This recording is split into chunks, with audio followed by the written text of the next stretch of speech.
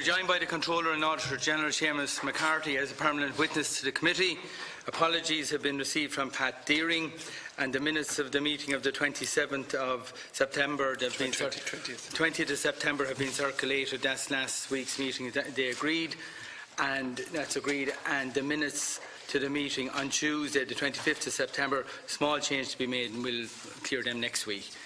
Matters arising, I don't think there's anything from the minutes. We'll move on to correspondence. And I just want to say that today, for people watching, we have no external witnesses before the committee, and we're using this as an opportunity to consider correspondence received since the meeting in July. There would be well over 100 items of correspondence received. Some of them are routine, and I would ask people with an interest in certain matters to watch proceedings, because some documents and some of the items of correspondence which we'll be noting and publishing today have very interesting information in them. We won't get to discuss them all in detail. Some of them will have to be held over inevitably, but we'll try and clear what we can. And I would propose that this meeting, at the very latest, will conclude at the voting session in the Dáil, because we're only dealing with correspondence. I suspect not, at the very latest, I said, and that we would not come back in the afternoon, and anything not dealt with will be held over. I think, can we agree with that? Yeah. Okay, so the first item of correspondence on our list, and the Secretariat will get it up on the screen, is correspondence item number 1479B. It's from Graham Love, Chief Executive Officer, the Higher Education Authority, dated the 11th of July, providing information to the committee at our request, a comparative note of the financial position in terms of annual deficits and surplus of the Institutes of Technology, and an update on the financial position of the Waterford Institute of Technology, which had a substantial deficit of 4.4. I think Mr. Dr. Graham Love has indicated he is leaving his post soon. We have already, as a result of last week's meeting, asked for him to come before the committee before he resigns from the post at the end of October. That request is in the system, and we're waiting for a date. I think members will be keen for that meeting to happen. So Deputy Cullinane has indicated in relation to this correspondence. Could I just ask the CNAG, what are the rules around Institutes of Technology and deficits? My understanding is that they are not meant to be in deficit. They're not meant to be in deficit, yeah, and we've drawn attention in the audit certificate for a number of years past where any material deficit emerges. You know, a small deficit which is just kind of frictional from one year to the next wouldn't be of concern, but in a number of them they've built up accumulated deficits, and we've been drawing attention to. And when you say that they should not be, what does that derive from? Is that in from law? The department? From the department requiring them not to be in a deficit. Through guidelines, or through what? Through direction, by direction. By direction. Yeah. So they're in breach of direction of the department. Yes, but the department would be aware of the. No, I understand that. I'm just trying to establish the fault. So there's a direction from the department that they should not be in deficit, and yet some of them have accumulated deficits over a long period of time. Over a number of years, yeah. And how does it? Can I just say, how does the department then allow that to happen? Well, I think that's one of the reasons we'll talk to Graham Love, and the department shouldn't be accepting it. Just because they know of an infringement doesn't make the infringement correct. Yeah. So that's all. And we are coming back to this topic. The expectation would be that steps would be taken by the relevant institute to rectify the position and make sure that a deficit position doesn't continue. And on that point, I know we're dealing only now with the deficits. I did ask at the last meeting that we would have Graham Love and the department here to discuss his departure, because there are reports, and I know they're only media reports, but there are question marks around the relationship between the HEA and the department, which actually form part of questions we put in the past, and that's around who's responsible for what, whether or not the HEA are getting the support from the department that they need to drive the reforms that we've been looking for, and we've been pushing the HEA to get. Now, I don't expect Mr. Love maybe to say it in those terms. I think that would be unfair on him, but I think it would be responsible for us to follow that logic, that we've had the HEA in several times. We've put them under pressure in relation to the need for reform in a number of areas, and what type of governance structures are in place. What's the relationship between the institutes, the HEA and the department? He's telling us he's trying to drive reforms. If it is the case, and I'm just saying this guy here, look, if it is the case that the HEA has been met with resistance from the department, then surely that's a problem that at least should be examined. Okay, and Deputy Murphy, we'll take, there's a couple of people offering on this. Yeah, just in relation to the deficits, yeah. I mean, if you have a deficit, you have to fund it from somewhere. And obviously there would have to be an approval within the board of the organisation to raise, you know, a loan from a bank or whatever. Is there a kind of any common denominators in relation to that, or are there governance issues in relation to that there are obvious problems with? And generally, how are they funded? How are the deficits funded? Most of them, as I recall, would be in a they'd have cash in the bank. It's just the way cash flow works in the organisations, that they're not in a position where they don't have funding. This is their trading position, if you like. But they do have cash. Right. Reserves. Well, cash, I would say, rather than reserves. If they're in an accumulated deficit position, then they don't have reserves. That's if you like, that's what's happened over the years. But they still have sufficient cash to keep going. But their governance would require them not to operate with a deficit. So that has to be approved somewhere, presumed. They shouldn't be operating with an overdraft. Right. Yeah. And that has to be approved. They're two different things. Right, okay. Right, okay. So in other words, just in the accounts, I'll try to explain this as simply as I can. For people, the benefit of people watching, in their accounts there will be charges for depreciation and assets that will create a loss due to depreciation charges, but a depreciation isn't a cash outflow. So even though the profit and loss account can show a loss due to charges like that, there might be actual cash in the actual bank. So just because there's a trading loss doesn't mean you're necessarily in overdraft. So what you see, creditors, people you owe money to. Some of the unpaid creditors haven't yet been paid. So an organisation can be in deficit but actually still has some cash in the bank. So I hope the viewers, it's a subtle accounting difference, but it's an important. In the long term, eventually they'll be the same, but at any point in time you could be in deficit but still have cash in the bank. The question then is just, sorry, that Deputy Murphy was making the point in that the boards then, if they're in deficit, are they signing off on them? So they're not necessarily signing off on them because there's nothing to sign off on. Well, I mean, the whole point of the financial statements is to give a true up of what has been your trading position in a year.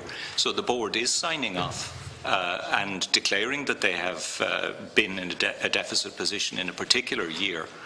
And that's the whole point of the financial statements exercise, that you do know what your position is at the end of any period. Deputy Kelly indicated. Just following on from Deputy Cullinane, and thanks for clarifying that in relation to deficits. I think we need to prioritise Dr. Love coming in here. I mean, really prioritise it, put it to the top of our agenda. I found his letter saying he was going to be very alarming. I think he probably, from the tone of that letter, probably needs to talk to us in here, possibly. I think it would be good exercise. And we really need to tease out, as we saw here from the discussions, tease out, there is an issue with the relationship between the HE and the department. There's obviously problems there. There's obviously issues there that would be of concern to us. I think it falls back into the report we did on the third level, these issues, and it looks like they're not being cleared up. The demarcation lines aren't clear, responsibility isn't clear, who does what isn't clear, and obviously that brings into issue whole ranges in relation to accountability and expenditure. So I think we should get Dr. Love in here. There are specific issues then relating to some of the third level colleges, and obviously we've got issues in relation to WIT, which I think he needs to speak up on. And furthermore, there are more considerable issues in relation to CIT and a number of other institutions as well. So I'll ask the committee, when we're doing our work programme, that we prioritise this and bring in Dr Love with the Department of Education at one time. The request has already been made to Dr Love to come in. Have we any response? Not yet. Just only arising for our last meeting, the invitation has been issued. He is leaving by the end of October, and I would say we will try and facilitate the time that suits him if it involves an out-of-sequence meeting, just to do that as well. Good. Now, but the question I want to put, we've had Dr Love here with the department together. Is that the request that they both be here or separately? I can't see why not. Yeah. Together, what's the height? Yeah, they've done it before. He's leaving anyway. So. Yeah. Okay. Right. The Deputy MacSharry on this topic, Yeah, just again to concur with the other members on this, I think apart from the issues that we have here in correspondence that we want to pursue and raise again, and there's other items in correspondence that may relate to him that we'll come to later, but I think that the committee would do the state of service in having exit interviews of when somebody is leaving an organisation like this. Obviously there may be personal reasons associated with somebody's exit, and that's fine, but I think to get somebody's view of perhaps necessary improvements and so on the way out is very, very useful, and I would concur that it's a priority, notwithstanding the other issues that are relevant, but I think a line of questioning that day could certainly be focusing on, you're on your way out. If you had a magic wand as you leave, what would you be changing? What would you do? What's missing? What's good? What's bad? And so on. Okay, and we're trying to wrap this, Deputy Cullinane. Are we sticking with the third level sector? Because there's a number of other... No, we're just dealing with this, the Graham Love invitation substantially, and this letter from Graham Love. But can I ask, is the HEA report into Waterford part of correspondence? If not, can we take it now? Because I want to make a point on that. It is in correspondence. Okay. Yeah, what about the CNHE's report into UL? Is that or into where's that? No, there's one on UL.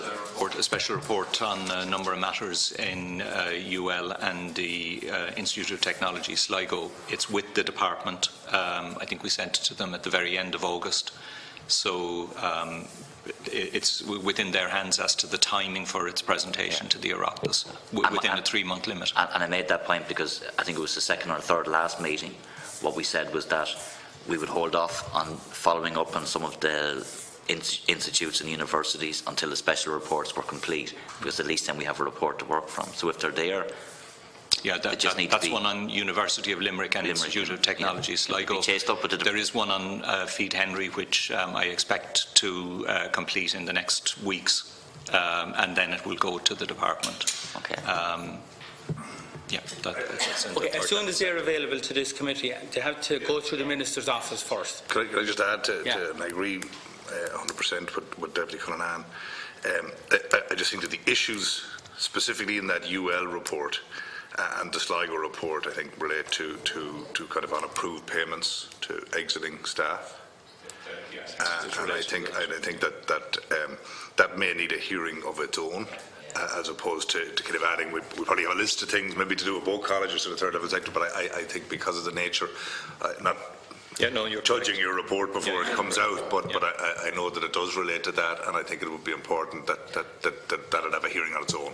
Yeah. So just to move on from this item of correspondence, do we want to put on the record the contents of the correspondence, where it says that in relation to the deficits in respect of the Institute of Technologies, 3 of them have accumulated a deficit.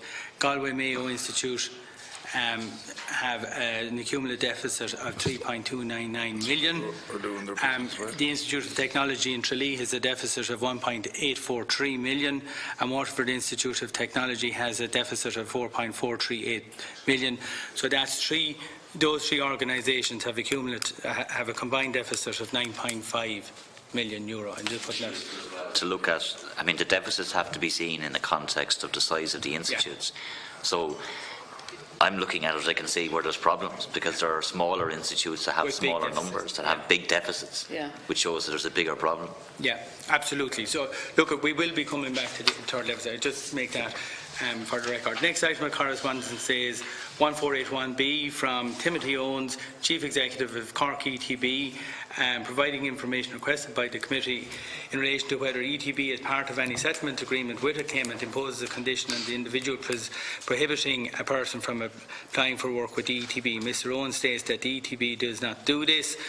We can note and publish it. He says there was a legal agreement with legal representatives on both sides, a short letter there, and we will note and publish. Any comment or we'll just note and publish? Short, but an evocative tone to the letter.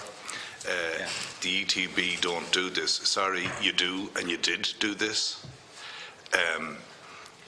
The tone of the letter is to suggest, or certainly implies to me, that the ETB viewed this person as troublesome, and I think that whether that's right or whether that's wrong, they did put into a clause in a contract that you will never again apply in this sector, in the VEC sector.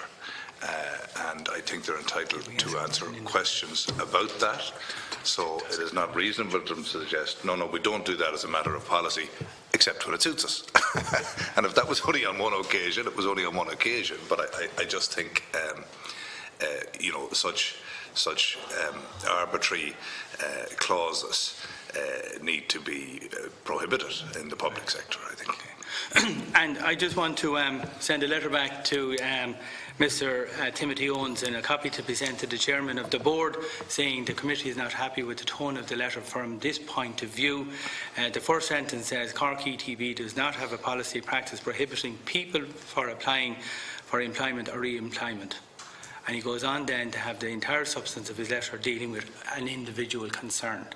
Yes. And he's identifying that person. He makes comments about whether or not they were successful at other interview processes, which was unfair to be putting this on the public record. And I think we should write and say he should have stuck to the specific issue.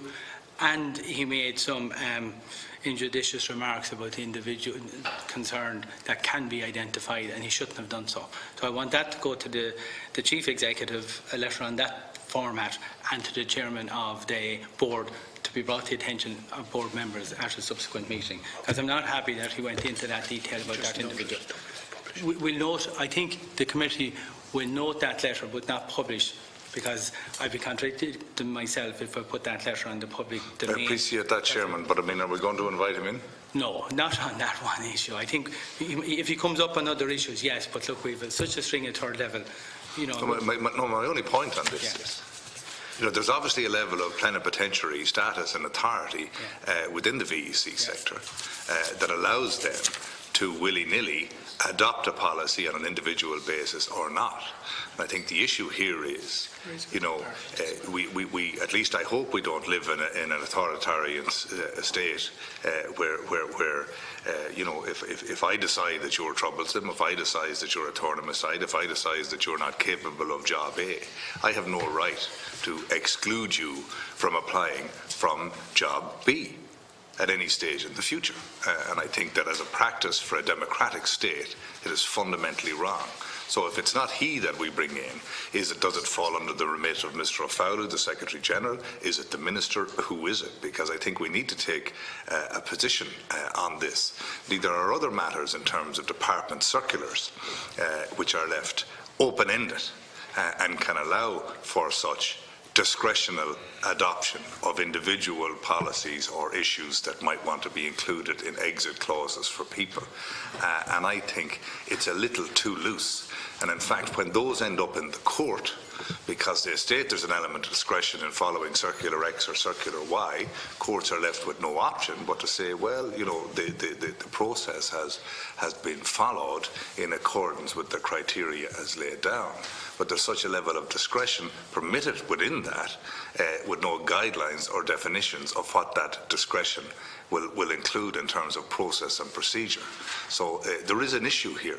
It may not just be this. So I'd like the committee's view on who it is we should be addressing on this, because this did happen.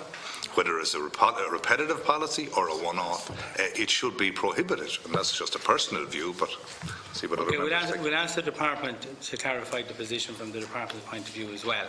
But will we hold over a request to invite the person in. I think. Well, not the person. I mean, someone, whoever's in charge of the chief executive stuff, you know. Yeah, the chief. Look, we'll include it for consideration in the work programme. Should we publish this letter or not? Includes a name, does it? Doesn't include the name. Can the But it person refers to the individual concerned. I think we would be identifying the person. possibly? I think we should hold off. And the reason I'm holding off is I'm not happy with the letter that Mr. Timothy owns. The letter he sent us wasn't, in my view, fair to publish. And coming to the Public Accounts Committee, there should be a presumption that we would have got a letter that we would be satisfied to publish. I'm not happy to publish that letter. Are you proposing to go back to? Oh yeah, I've said already, we're writing back Okay, and we're not fine. happy with the tone of his letter. Fine. He's referred to an individual case in the entire substance of his letter, and we want to know about the general policy. So we're writing back to him on that base. So we're noted, we're writing back, but we're not publishing it because the letter received, and we'll ask the next time he writes back to us to make sure that he doesn't leave it in such a way that a person could be specifically identifiable. It's the main issue we're asking about. Okay? So it's noted but not published, and we'll follow it up further. Next item of correspondence 1482 from Robert Watt, Secretary General of the Department of Public Expenditure, in relation to an information note requested by the committee in relation to structures in the public service for dealing with prepayments, the risk associated with that, and the lessons learned from the Dublin Institute of Technology case, where 700,000 was lost on prepayments for library services to a company that went into liquidation.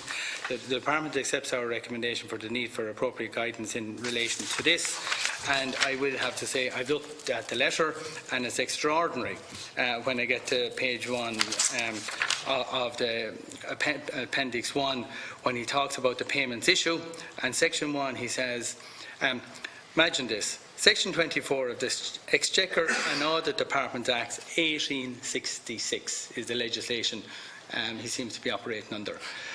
I think we need to write to him, like in the intervening 2 centuries, has anybody considered is that legislation still fit for purpose? And if that's the basis, no wonder prepayments. And I think that was letter written well before things like cyber fraud was ever invented. So we would ask, we're writing back to him to ask him to his views. Just for information, that's the legislation that underpins the model that's in the appropriation accounts. Yeah, and that's the concept of appropriation accounts was established in 1866. It's Victorian concept, that, and the accounting structure being presented to us here in the appropriation accounts every year are based on Victorian rules before independence. So maybe somebody will write back to him and ask him, has he considered the matter to make the accounts more modern and more suitable for a republic? And I think, in a way, you mentioned earlier on the discussion with the OECD. Yesterday. That work is in progress to try to modernise the I attended that meeting appropriation yesterday on accounting. behalf of the committee about updating Can I accounting. just ask, I mean, just because it's 1866 doesn't mean that it's wrong. That it's wrong. Yeah. And from what I remember of that, you know, it was revolutionary paid, in its day. It was paid in advance for the service that was to be received. Yeah, it was. And needn't be, and I think there were other controls put in place afterwards. Would it have made any difference if there was a change in I think the point that's being made here is that the principle of only paying when the liability is due has been around for 200 years. And whatever modernisation we do, we will continue. If we go with cash accounting, we will continue to look for that test to be honoured. You do not pay ahead of delivery of service, effectively. Okay, look, we've noted it and we've asked for his views on whether it needs to be updated in any respect or is it being considered. Next item of correspondence, and we note and publish. Next item of correspondence is 1483 from Marc Shannon, Chief Executive of IDA, providing an update in relation to Connect Ireland and its dispute with the IDA. An arbitrator has now been has agreed to deal with the matter, and he's told that the substantive matter will not probably be heard until 2019. So on it goes. So we note and publish that. Next item of correspondence is from Niall Cody, Chairman of the Revenue Commissioners, reference number 1484, providing information requested by the committee, cases under appeal by the Tax Appeals Commission, data on seizures of tobacco products, 289 cases published in the 2017 quarterly list of tax defaulters, and a note on the Good Citizens report. So I want to make some particular observations in relation to the detailed contents of this letter. And the unpaid amounts I just want to highlight. It's on Appendix 3. And again, it's an issue that has come up, been raised at this committee before. There was always previously a presumption, once there was a tax defaulters list published, that the people had defaulted and had paid their tax, and the list was published of what they paid. But we now know from recent experience that that's just a list of the tax due. It doesn't necessarily mean the tax was ever paid. So on Appendix 3, he gives a breakdown in relation to that and the cases of 2017. And he says of the total amount of cases published in 2017, the total debt at that point was published with 53.13 million. The amount that remained unpaid at that time was 25.96. Only 50% of what was published had actually been paid. And he says the most recent information in relation to the unpaid 25 million at the end of June 2018 remains that of this, 11.64 million relates to debt that is not collectible, and 8.4 in cases of proven inability to pay due to maybe liquidation. So there is still a balance that the revenue believes is collectible of 14.1 million, and this is 9 months after the conclusion of last year, is still being actively pursued. So, you know, we'd like an assurance that there is a special effort made by the Revenue Commissioners when they publish a debt, and that they make a special effort, not just a normal effort to collect that money. And we are still here, out of the 53 million that was published last year, Niall Cody is saying 14.1 million of that is collectible and being pursued, and we would like a greater effort to be made on that. And the one other point before I call Deputy in the letter was the issue of the Tax Appeals Commission, and we asked for a detailed breakdown in relation to the level of tax in dispute and the amount settled by the Tax Appeals Commission here. And he summarises it in his letter by saying the wide range of practical and operational complexities is such that it is not possible to forecast the proportion of the debt under appeal that is likely to be collected. So there is definitely a laguna of information between the Revenue Commissioners and the Tax Appeals Commission, and nobody seems to be able to give us a clear-cut figure of what's collectible as a result of the Tax Appeals Commission process. That's something we'll have to include in a periodic report. I haven't got to the end of that by reading. We haven't a complete breakdown on that figure yet. Sorry, Deputy Marc. I just wanted to make those 2 points. I mean, obviously, when we had the people in from the Tax Appeals Commission, what they told us was jaw-dropping in relation to the circumstances that they were working under, computers going on fire and moving with 2 weeks' notice, and the thing about it is that we shouldn't be surprised if we haven't got a system in place. We shouldn't be surprised that that we're not getting information at an appropriate time. In actual fact, it's an investment in an organisation like that that's needed to actually give us both the information and to follow through on actually getting the tax collected. So we need to find out have circumstances changed in the Tax Appeals Commission, and it might be appropriate to write a letter and get an update if we haven't got that already. Yeah, we've further reply back from the Department of Finance totally about the staffing arrangements as a result of the meeting, and separately we've a very strong letter back from the OPW expressing dissatisfaction with what was said here. But the OPW, I think, are in 2 weeks' time. So we will ask the OPW in person about their interaction with the Tax Appeals Commission when they're here in 2 weeks' time. Now, there is a further letter in correspondence from Finance dealing with the staffing arrangement. So when we come to that, we'll take it into account. So look, for now, we'll note and publish this item of information, but there is further correspondence in relation to the Tax Appeals Commission. The next item is 1486 from Seán Fallu, Secretary General, Department of Education, providing an update request in relation to the Richard Thorne report for Kildare Wicklow ETB. That was dated the 12th of July. There's further correspondence. There's further correspondence on this exact topic, where he provides a copy of the review in relation to Kildare Wicklow ETB. Can we note and publish both items at the moment, and we will add this to our work programme as well. Yeah, and that was reference number 1566B. Sorry, Deputy Cullinane, then Deputy Murphy. Yeah, if you remember, we had the accounting officer and the board chair, I think, from that ETB before us, and they were not in the position, to put it mildly, to answer questions, and they did say they would come back to us once the report was finished. It's somewhat complicated now by the fact that the report has been is now subject to a criminal investigation, so I think that needs to run its course.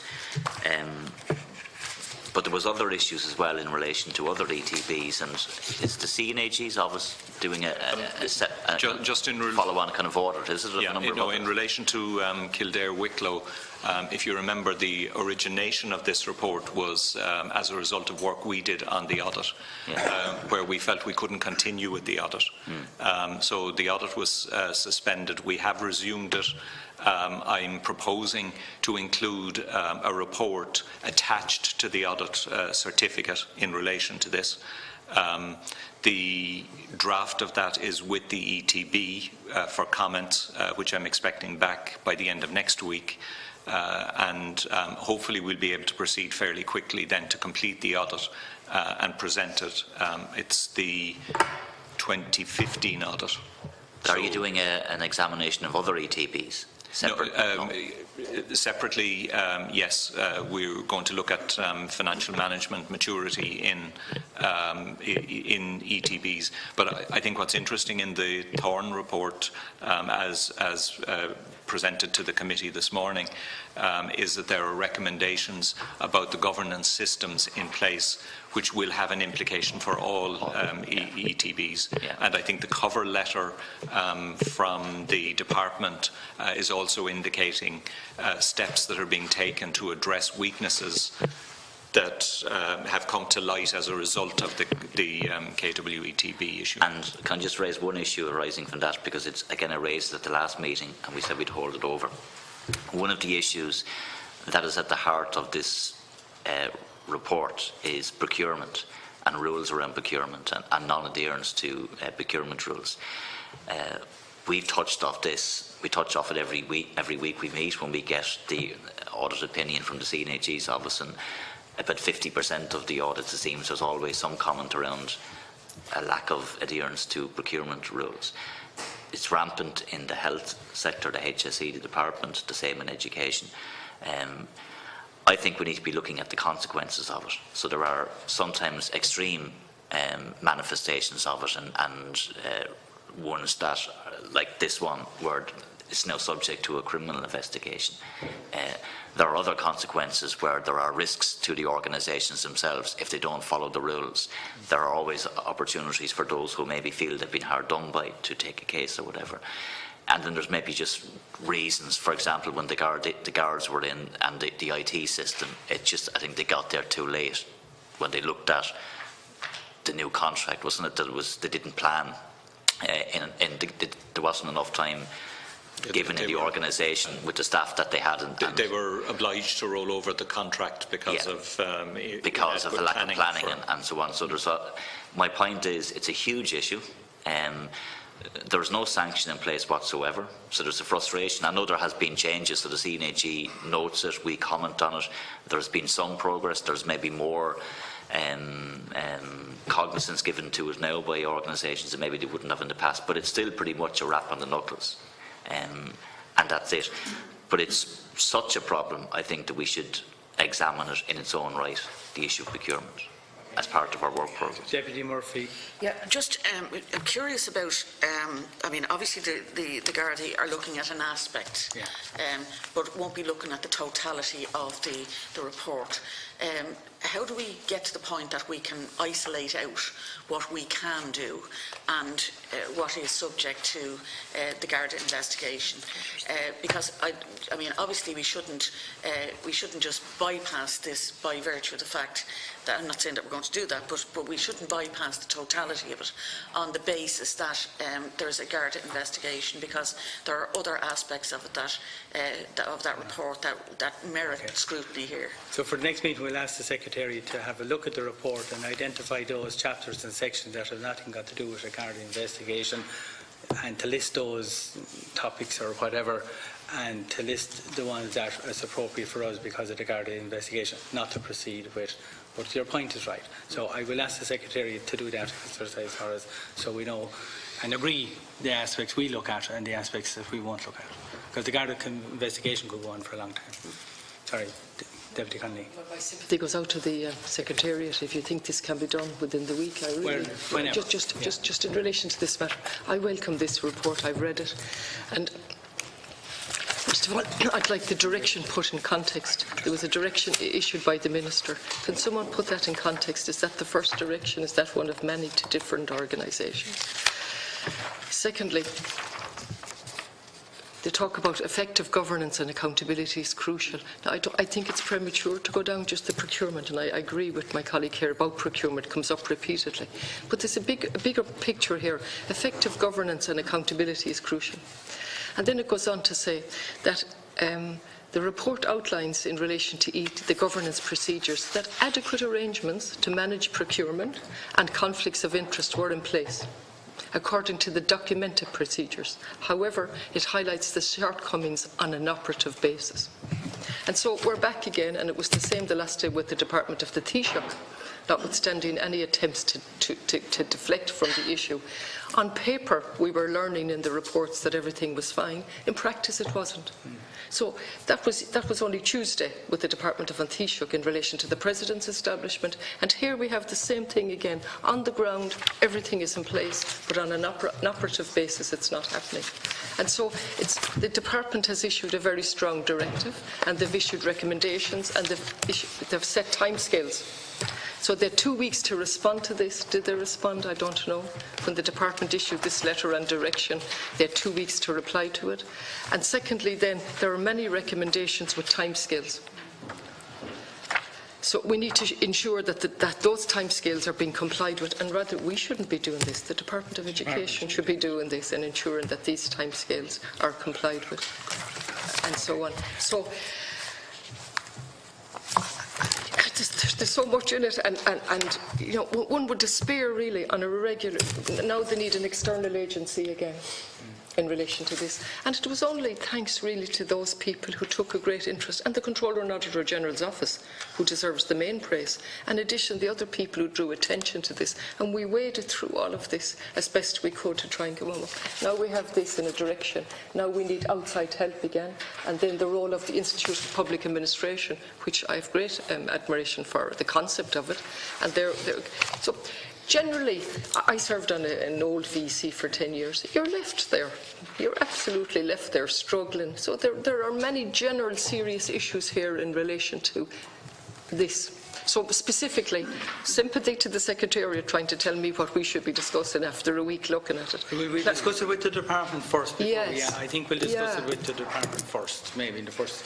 Well, that they can discuss it with us. Well, there's a serious direction from the Department, serious guidelines, serious things that must be done, and also separately then, more cost to the taxpayer actually, there's more external help from a procedure that was absolutely rushed when the decision was made to amalgamate all the issues. So look, for now, we put it as a topic on our work programme, and we'll be finalising our work programme in due course, you know, as we go along. You might just check, has a response come back? I'm sure it has. Because they've been very open. Have they received the response back that they were requested to provide within 14 days of the letter, which was the 12th of September?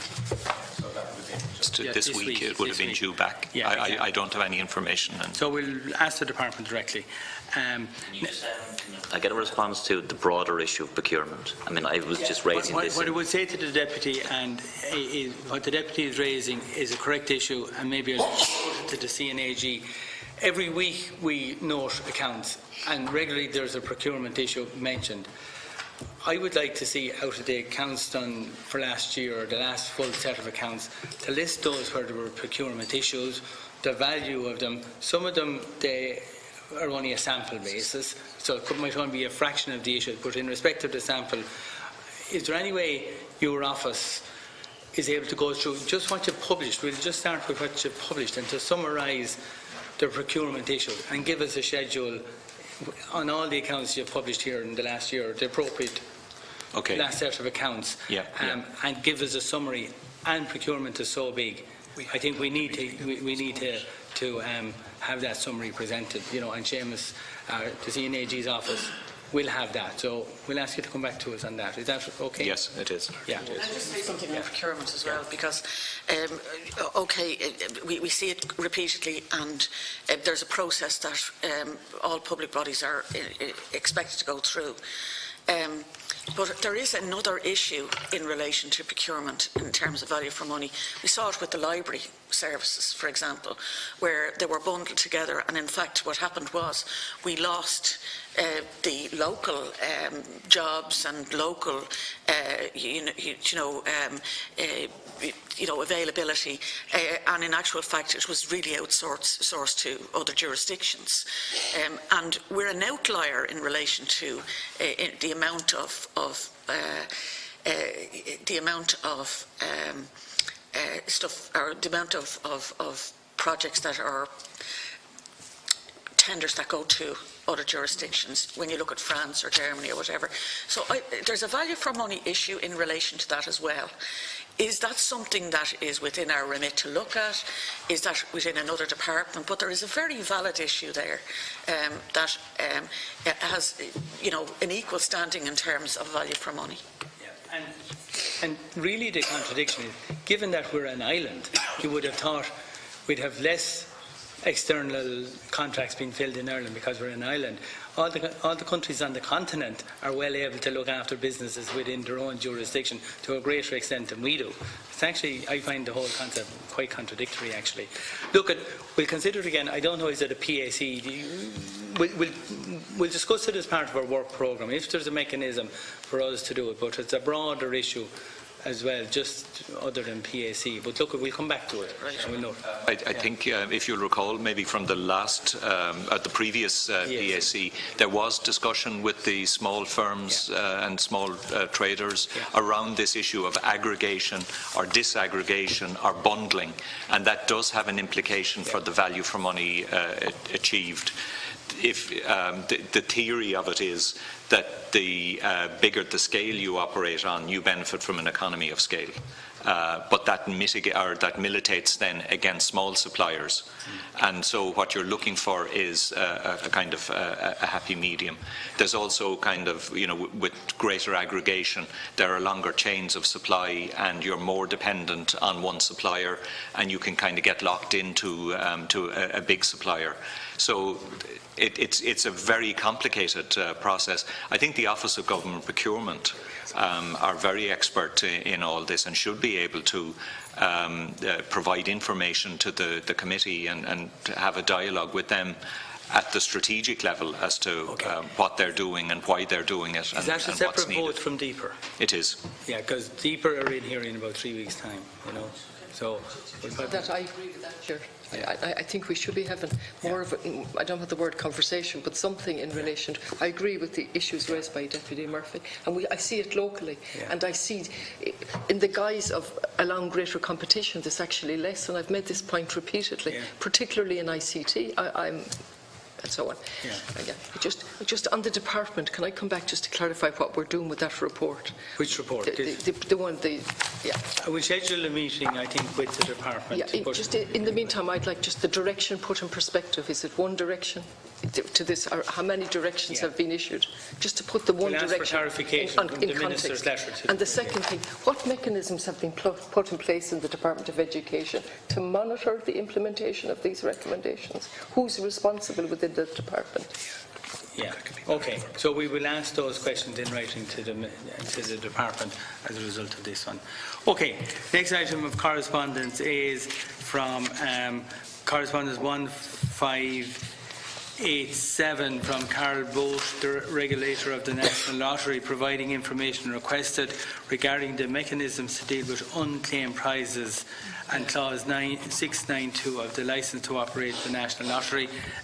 Anybody want to comment? She's saying that unclaimed prizes can go back into promotion of the National Lottery and other lottery games. So whether it's sufficient detail, but we'll note and publish that. And if any member wishes to pursue it separately, please do so. But we'll note and publish today. Next item is 1488 from Derek Moran, Secretary General, Department of Finance, providing information regarding staffing requests from the Tax Appeals Commission and the response from the Department, and information related to other resourcing requests. So can we note and publish this? And 1585 is also from Pascal Donoghue, advising that he has commissioned an urgent staffing, governance and operation review of the Tax Appeals Commission by an independent reviewer, and we'll wait the outcome of this review, and in the meantime we'll note and publish the correspondence. Essentially what he's saying is that they received 1585 that they received a very comprehensive request for additional staff. They actually say it would involve doubling the budget for next year if it was to be fully agreed to, and as a result of that the Minister has commissioned a staffing review. So I think we'll get that fairly quickly. So I think we'll note and publish both items, and we'll ask the Department to keep us updated, and we'll keep it on our list that we'll follow with the Department if they don't come back to us. Okay, next item is 1489. That's from Maurice Buckley, Chairman of the Office of Public Works, regarding accommodation at the Tax Appeals Commission. He takes great issue with what he believes is misleading impression given by the Tax Appeals Commission that the OPW had forced the Commission to move to substandard accommodation. Can we note and publish this? And I'll say the OPW are here in 2 weeks' time, so I think we can discuss that letter with the OPW when they're here in 2 weeks' time. And there'll be lots of other issues for the OPW as well. Next item, 1490, which is from Stephen Blake, Government Accounting Department of Public Expenditure, enclosing a minute from the Minister in response to our periodic report. I'm requesting we hold, we'll take it over, but we won't complete our work on this, whether there's 2 or 3 reports back on our previous periodic reports. I think we'll just hold them all over until everyone has had an opportunity to study the full content. But Deputy Cullinane in the meantime. There's a time factor in terms of some of these issues. Certainly this was a report on a variety of different issues. So there are a number of issues here, but one of the substantial ones was the opening and reopening of Garda stations. And we gave that a very good hearing here. It was quite obvious to this committee that a decision was being made to reopen certain Garda stations that did not chime with the priorities of Gardaí, senior Gardaí on the ground. And we made a number of recommendations. I'm not satisfied with the responses that we've got back on this at all. They're PQ type responses that go through the motions, but it doesn't say anything really. It seems to be that they'll continue on with the course of action that they we're embarking on. Some people have called it stroke politics. That's how I see it. To be honest on this one, it's not good practice. It's bad practice in my view. And that's the first issue.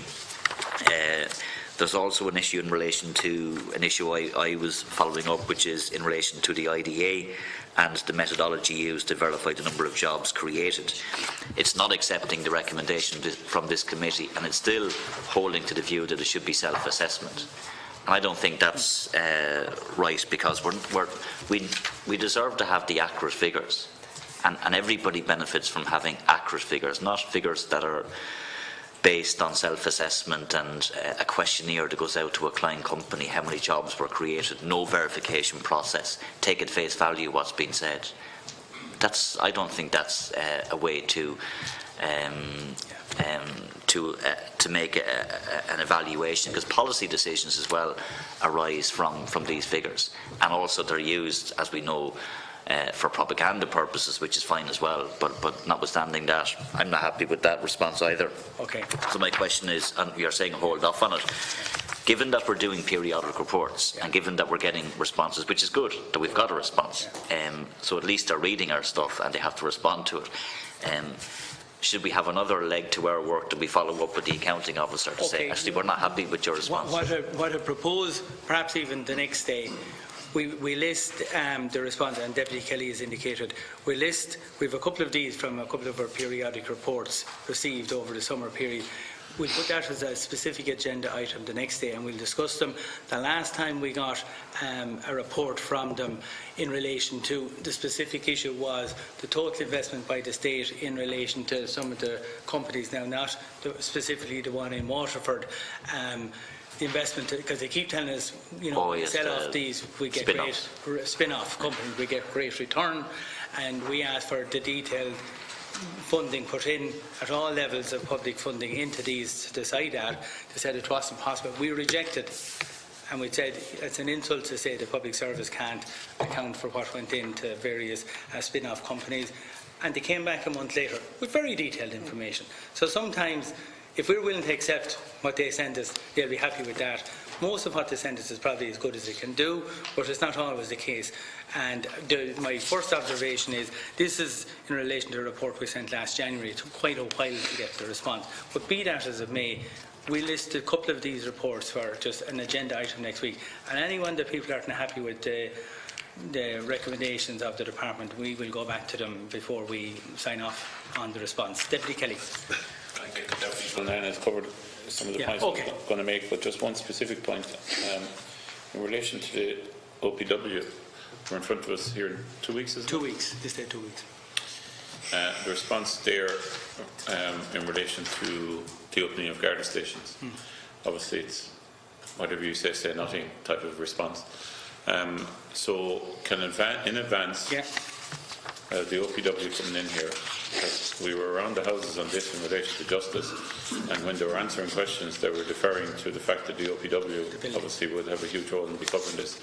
Can we ask in advance for all costs and all expenditure in relation to the announcements to date on all the Garda stations, the list of Garda stations that was outlined here in committee by the Department of Justice, all costs to date, and can they send them to us in advance of the meeting in 2 weeks' time? Is that the ones proposed to be reopened? Yes. Yeah. Okay. Put that in writing. Because specifically, Minister Ross has been making multiple announcements in relation to all the work that's just happening and about to happen. So let's get the facts on it for 2 weeks' time. And there's a suggestion a prefab will be put out there. Absolutely. We're seeing all different. So we need a detailed report. So on that we're not in going advance. into a meeting here where they say they're coming back to us. Let's ask them in advance. Yeah, has to be provided in advance as part of the briefing material, in advance of the meeting. We also get a list of the Garda stations that have been sold. Yes. And how much they were sold A detailed for. report. Yeah. And the ones that can't be sold because there's an income from the masts and what that income is. Yes. Okay. You know, any encumbrances or anything. And very finally, there is a 3 new Garda station bundle, including Clonmel, Sligo, and there's one in Cork that just escapes me. And I gather one is holding up the progress of all 3, so if we could get a note on that too in advance. Right. We'll probably have to write directly to the department. OPW might be involved in the PPP process. I think that'll be the Department of National Development. No, they are. Yeah. Are they? Yeah. Okay, thank you. Their site acquisition and so on. And Right. I mean, so have sites been acquired? What progress we have? Write, but we'll also write directly to the department who might have other information. It's that 3 bundle, one in Cork, and it's Clonmel, and then Sligo. And we'll write to the department as well as OPW on that one. Okay? So next item of correspondence is 1492 from Paddy O'Keefe, Tax Appeals Commission, dated the 18th of July, providing information request to the committee. A note of the money accrued as a consequence of the appeals taken in 2016 and 17. A note on the legislative changes that have taken place. For improvement, a note on the number of cases on hand and an age analysis on that. Now, again, for the public information, there's a very interesting information in this document, and I'd ask it to be put up on the screen so people will see what I'm referring to. And question 1. A note on the money accrued as a consequence of the appeals received in 2016. And they tell us it's alarming that they're saying to us that there are 3 cases under active appeal, and the amount of tax involved is 361 million in respect of those 3 cases. So that means there's an average of 120 million involved in each of the 3 cases. Okay, and we would ask that these matters be dealt with as expeditiously as possible. And these are cases that have been lodged in 16 and 17. They weren't lodged this year. I want to go down to the next line, and that deals with cases over 100 million. We asked that question. I'm surprised to know there's 3 of them still in the system with an amount potentially due to the taxpayer of 361 million. Of the amounts greater than 10 million, cases greater than 10 million each, there are 14 cases with a value of 350 million, which is an average of 25 million apiece in each case. And then cases where the amount involved is greater than $1 million, there are 61 cases involving amounts of money involving 166 million. So in total, there are 78 cases with the Tax Appeals Commissioner with a value of 878 million of potential outstanding tax. So whatever the issues are, we would want to write back on foot of these to know what special measures they're doing to bring these particular 78 cases to conclusion. It's fine to talk about the 342 cases where the amounts involved are less than 1,000 each. I would hope they don't have a system of dealing with matters on a date order, and that there is a matter of streaming and prioritising. But when you have 3 cases involving 120 million, some of the cases before them just are a dispute about a tax clearance certificate. There might be no money involved. So we want a detailed report in relation to those top 78 cases. Not to identify the people, but we want to know what special measures in the interest of the taxpayer are they doing and taking to resolve those promptly as possible. Okay. Are we agreed on that? Yeah, because I think people will be surprised by the actual extent of the money involved in those small handful of cases that are sitting there. Okay, point made. Next item then is, yeah. Have your indulgence for a second, if I can go here. Look, I actually have to leave for about a half an hour, maybe more, and I don't want to miss this issue. I've just asked the Secretariat about the correspondence to do with the HE report into Waterford IT. It's actually, are you coming back? No, I want to discuss it today. It's not listed. It should have been listed, but unfortunately it's not listed here. And I just want to make a point on it if I can. Because okay, what reference number is it? 1575. And is it on our list, 1575? It should. It's just not in the. It's not there for some reason. It's on the brief. It's in the brief. 1575. 1575. Just bear with me now, and if you have to leave, we'll assist the deputy by if you can, taking it out of sequence if needs be. There they are here. 157, reference number 1575. These two.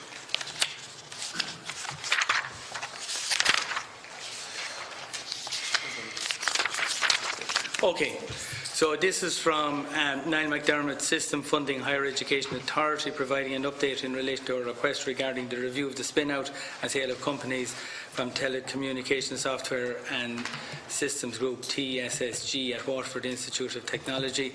It appears there is an ongoing legal issues here, and was there is another item of correspondence 1557 related. Recently, we received from the Waterford branch of the Teachers Union of Ireland. It raises concerns about the delay in completing and publishing the McLuhan report in relation to Waterford IT and spin-out companies.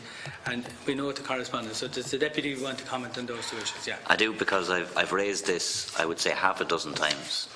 And we had Mr. Love here before, where he spoke to us in committee in private on this issue and explained some of the reasons why the report is delayed. And I'm getting very frustrated because I don't think we can tolerate a situation where we have an independent report done into an Institute of Technology, and simply because mistakes were made by the HEA, which it seems there was, that then there's no report that comes out the other end of it. And the letter from the TUI is a cry for help and assistance from some people, a lot of people actually, who came forward within the Institute at the request of the person who was carrying out the report, who wrote to all of the staff members asking people if they had any information to come forward and to meet with him in confidence, and they did. And as you know, I had received a lot of protected disclosures. I've never put them into the public domain. We went through the structures appropriately. We brought in the accounting officer. We put questions to the HEA. They put in place a process and were to do a report, which was to be published, by the way, last September. So we're a year on, and there's no sign of this report. And we have, in my view, very wealthy, very influential people who have a right to defend themselves in terms of if they feel that they need to legally challenge the report. That's their right. I have no difficulty with that. But that shouldn't hold up the report forever. And there is no sense at this point, as far as I can see, that we're ever going to get a report. And I think that's completely unacceptable. Absolutely unacceptable. Because in my view there was very strong findings from my own information I've received. There was very, very strong findings in that draft report. So how can we have a situation where we have very strong findings against the Institute and against practices within the Institute, and a very thorough examination that was done, and people who've come forward who are telling me that they're now going for job interviews for promotions and are very concerned about whether or not they'll get the promotions. So there's a lot at stake here, in my view, in terms of the reputation of the Institute and to protect individuals who came forward. And because the HEA maybe didn't cross I's or dot I's or cross T's, we're in a bad situation where we're constantly being told it's being pushed back and pushed back to the extent that we may never see it. Okay. So I'm just saying I don't see that as acceptable, Caoirleach, and I don't know how we remedy the situation, but it has to be remedied, because I don't accept that we'll never get a report. We have to get one, and we have to get answers to the questions that we put, and we have to do justice to the people who came forward. Can we ask that of Dr. Graham Love when he's here in the department? Like, I don't know the answer either, you know. Yeah. But how many? I think it's a first for me anyway on this committee. It's the first. I mean, there's lots of internal reports which have been done, and we've always got a product. And this is the first time that a report has been done or an examination has been done, but we've never got the report. But it's been legally challenged before it's completed. Is that the point? Legally challenged to the. I think it's more than legal challenges, and I think there's issues around. It seems to me there's issues around the scope and the terms of reference, I suppose, that were set for the person who did the report. Okay. And it seems that mistakes were made by the HEA in establishing the terms of reference for the person who was doing the job. And there may have been mistakes, I don't know, there may have been mistakes made where maybe the author strayed outside of the terms of reference. So there's a whole range of mistakes that were made, which has resulted in us now not getting the end product. And do we just accept that? Do we say that's fine, and we'll never get it? All I can suggest in the first instance is that when Dr. Graham Love and the department are here, we ask them directly about, you put those questions directly to them, you know, when they're here. And we'll see where we are after that. But between now and that meeting, which will be happening in a couple of weeks because he's leaving at the end of October, I think we'll raise those issues directly with the people at that meeting, which will happen in the next couple of weeks. Okay. So is that fair enough for today?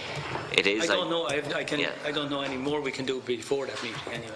I know there's a report coming from the CNAG, but that's a small element of this jigsaw. Yeah. It's looking at one particular company and one particular element of it as well. And I think as well, if we were to call a spade, I would say the HEA report is probably too broad. Yeah. And that was probably one of the problems. But in any event, listen, I'm aggrieved because a lot of people came to me as well in confidence, gave me protected disclosures, went to Mr. McClune, spoke to him in confidence, and there's people in senior management positions who, because they're in those positions, were given copies of the draft report and could easily identify, in my view, the individuals who came forward. That's not a good culture within an organisation. It's not fair on people to put them in that position where they do come forward, a draft report to send to the management of the institute. They can see and they can work out who's been talking to Mr. McClune, and then they're just left there, which is what the TUI are saying in their letter. We're after leaving these people hanging with no backup, with no report. And I accept what you're saying. We have to wait until Mr. Love comes in. I'm not sure what he can do, but at this stage he's away and he's told in October or November, whenever he's away.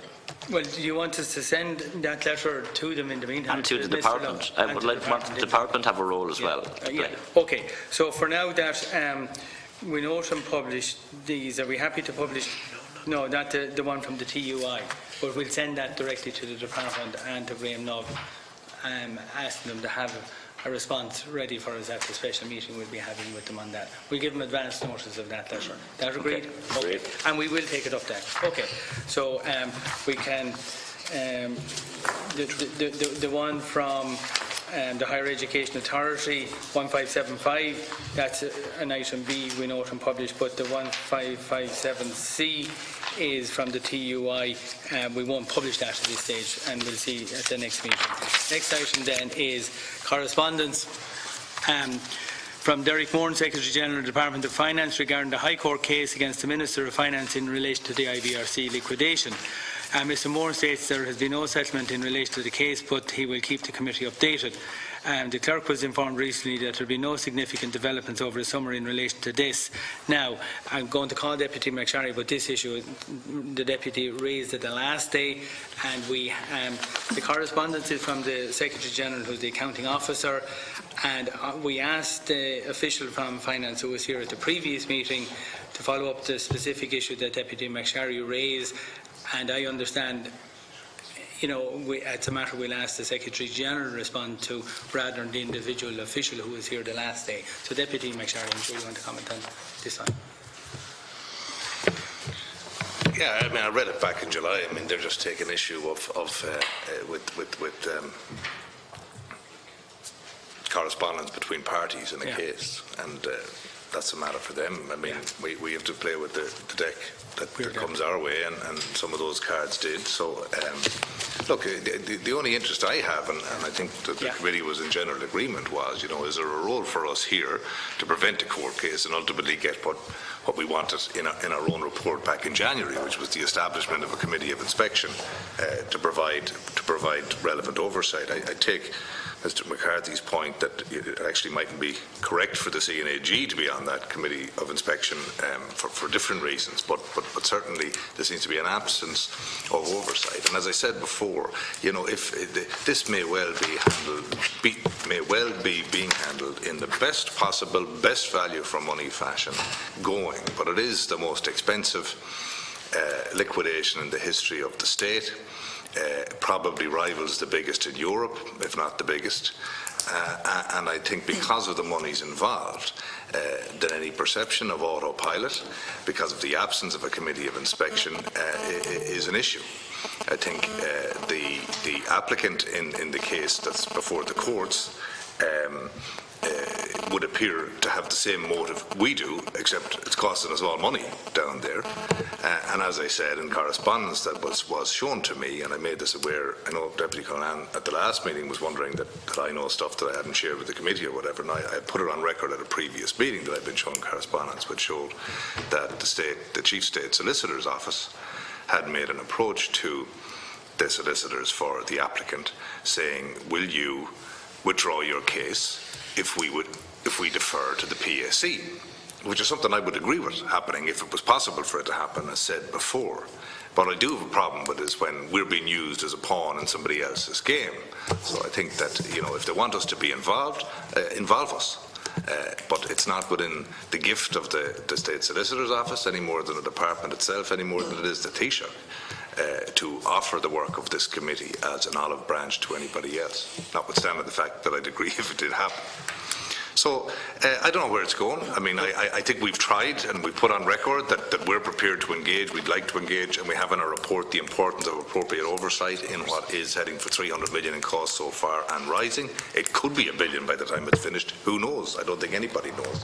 But what we have here is KPMG, who I'm sure are doing a fantastic job, paying themselves from recoveries, those amounts while agreed in terms of rates in line with the negotiated lower rates negotiated by NAMA, and I appreciate that. A committee of inspection would question, for example, whether on a practical level 2 partners, 4 juniors and a technician is needed for action A or B, and I think that level of oversight would be there. And we don't have that now.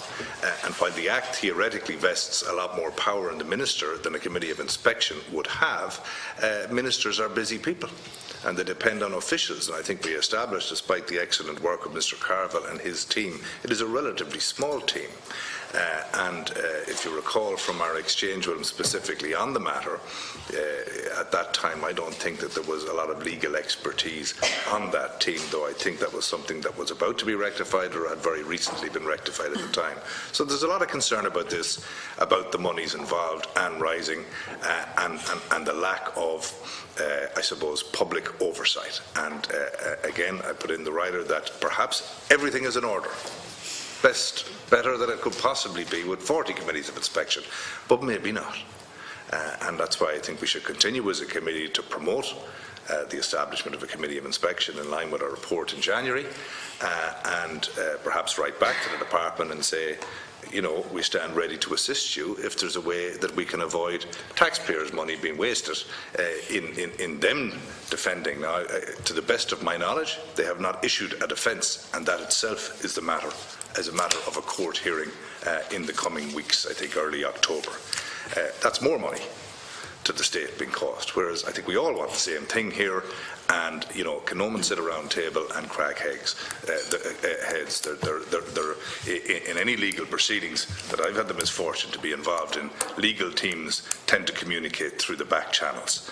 And I think perhaps we could save the state some money and get the level of oversight that we as a committee on behalf of the people yearn for.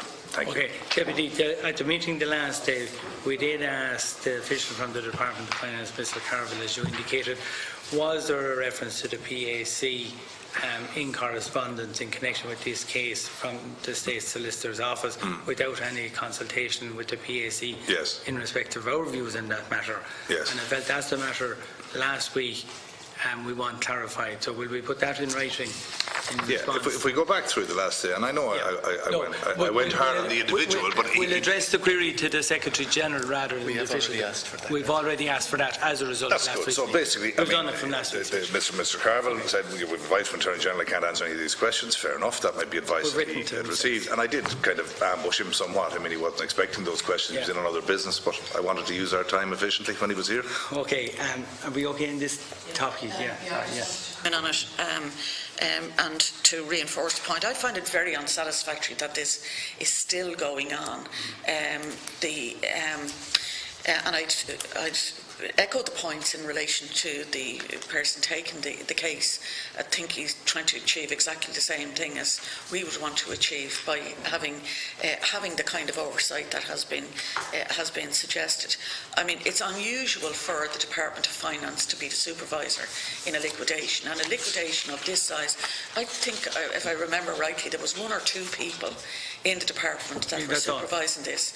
I mean, this is, you know, the Anglo-Irish Bank and Irish Nationwide Building Society, you know, and we all know the cost that's been carried by the collapse and by the debt being assumed by the state, and the idea that there isn't full scrutiny or there isn't full visibility on the scrutiny, I think is scrutiny of that is completely unacceptable. But I'm concerned that this is not only adding to the costs, but the delay is, you know, while we're all year, there will have been assets that will have been disposed of. And as it goes on, it actually just reinforces the problem. I mean, there was a very poor relationship between the Department of Finance and IBRC before the liquidation. I mean, obviously, the rules around how the assets would be sold changed post-liquidation. But I want to see, as a member of this committee, or I want to see as a citizen of this state, just exactly how that's working, and it's just completely unsatisfactory. What can? I mean, when Deputy MacSharry raised this first, I mean, it was just a question of saying, could we have a conversation and see would this be possible in terms of the court case? That's months ago. It was last September 12th. Yeah. Okay. I mean, Deputy Connolly. I have a difficulty if proceedings are in being that we'd have any role at all. I think it's been clarified that we don't. And the question has arisen, has the department written without telling us? And you're going to clarify that. Secondly, when this was discussed, when the plenary summons was issued, I think it was accepted by the department that there were just very justified questions. Now, maybe I'm certainly my understanding was the issues raised in the plenary summons were very, very practical questions in terms of overall supervision and monitoring. And we asked at that point, would those questions not be answered? Just clearly answered, because there was a duty on the department to answer them. And why did we have to go through a plenary summons and a statement of claim? At that point, he said he didn't disagree. It was my understanding of it, and I emphasise my understanding. He didn't disagree with that interpretation, but what he said was, we need a statement of claim to see the issues more clearly teased out, and then I will look at that. Now, a statement of claim has been served, I understand. That should be clarified for me. Deputy MacSharry is saying a defence hasn't been served yet. Now, our role was asking, are these legitimate issues that have been raised, is there any way that they can be answered? Because we would want them answered. And I was awaiting for the official to come back in relation to that, once the statement of claim, not without discussing the proceedings, but the issues that are being raised, which is a role for all of us. Now, at this point, we're getting silly letters as to who's saying what, as opposed to the issues. And I support the concerns around the lack of accountability in relation to the matters that have been raised. I won't repeat them. To be helpful, my recollection of the meeting was that the papers had been served the Friday before, which prevented us having a wholesome discussion on the Tuesday, or that it was the official's position. And very much the discourse of the day was, we have a great story to tell, but we're not allowed to tell you. And we were, of course, frustrated with that, saying, well, you can tell the High Court, but you can't tell us. And yes, it was used, well, we don't even have a statement of claim yet. Now, the statement of claim is long since in. And the statement of claim wouldn't have much in it that we haven't sought here ourselves. To the best of my knowledge, the last time I checked, there was no defence lodged, and there is a hearing. I'll defer to Deputy Connolly on the legal term. For defence, where the applicant, when there's no defence lodged, you can take a case to get the judge to rule, put in your defence or settle or whatever it is, you know. Anyway, look, bottom line is, that's all noise and scenery. All we're interested in is the oversight and how we get there as quickly as possible. The issue of them using us as a tool in their arsenal without consulting us is a matter certainly for a slap on the hand if that happened, though their ambition perhaps is no different than ours in having the matter resolved and appropriate oversight being put in place. Where do we go from here? You get the clarification, and you ask that, I would suggest that you ask that the department now have their statement of claim. Why haven't they lodged a defence? Where is this at? Have we a role? And can we be a little bit more proactive about, and I asked the question of Mr. Carville the last day, what is the department's position on the formal recommendation of this committee in its report in January for the establishment of a committee of inspection? And he wasn't in a position to answer that. So I think that's a reasonable question to ask. Okay. And it's in our report, we have to get it. It's in our report. It's a recommendation of our report in January. Right. Okay. Grand. We've got that. We've beyond the transcript everything. It will indeed. It's in our published report that we launched in January. Okay. We now move on to the next item of correspondence, which is from 1495 from Seán Fallu, Secretary General of the Department of Education, regarding the points we raised in our periodic reports in previous meetings regarding the contribution from religious congregations toward the costs incurred by the state in responding to residential institutional child abuse. So there's an extensive letter there, and I want to highlight a couple of points. One, and Deputy Connolly has an interest in some of this as well. In relation to the 2002, and we're going back now 16 years, indemnity agreement, he says on Table B, or Table C, there is 4.21 million still to be realised from that 16-year-old agreement. 4.2 million still to be realised from that. And he outlines that on Appendix 2 in relation to the 2000 agreement. It relates to Mount Hawk in Tralee. And he says it's not possible to give a time frame for the completion of this depending on resolution of litigation.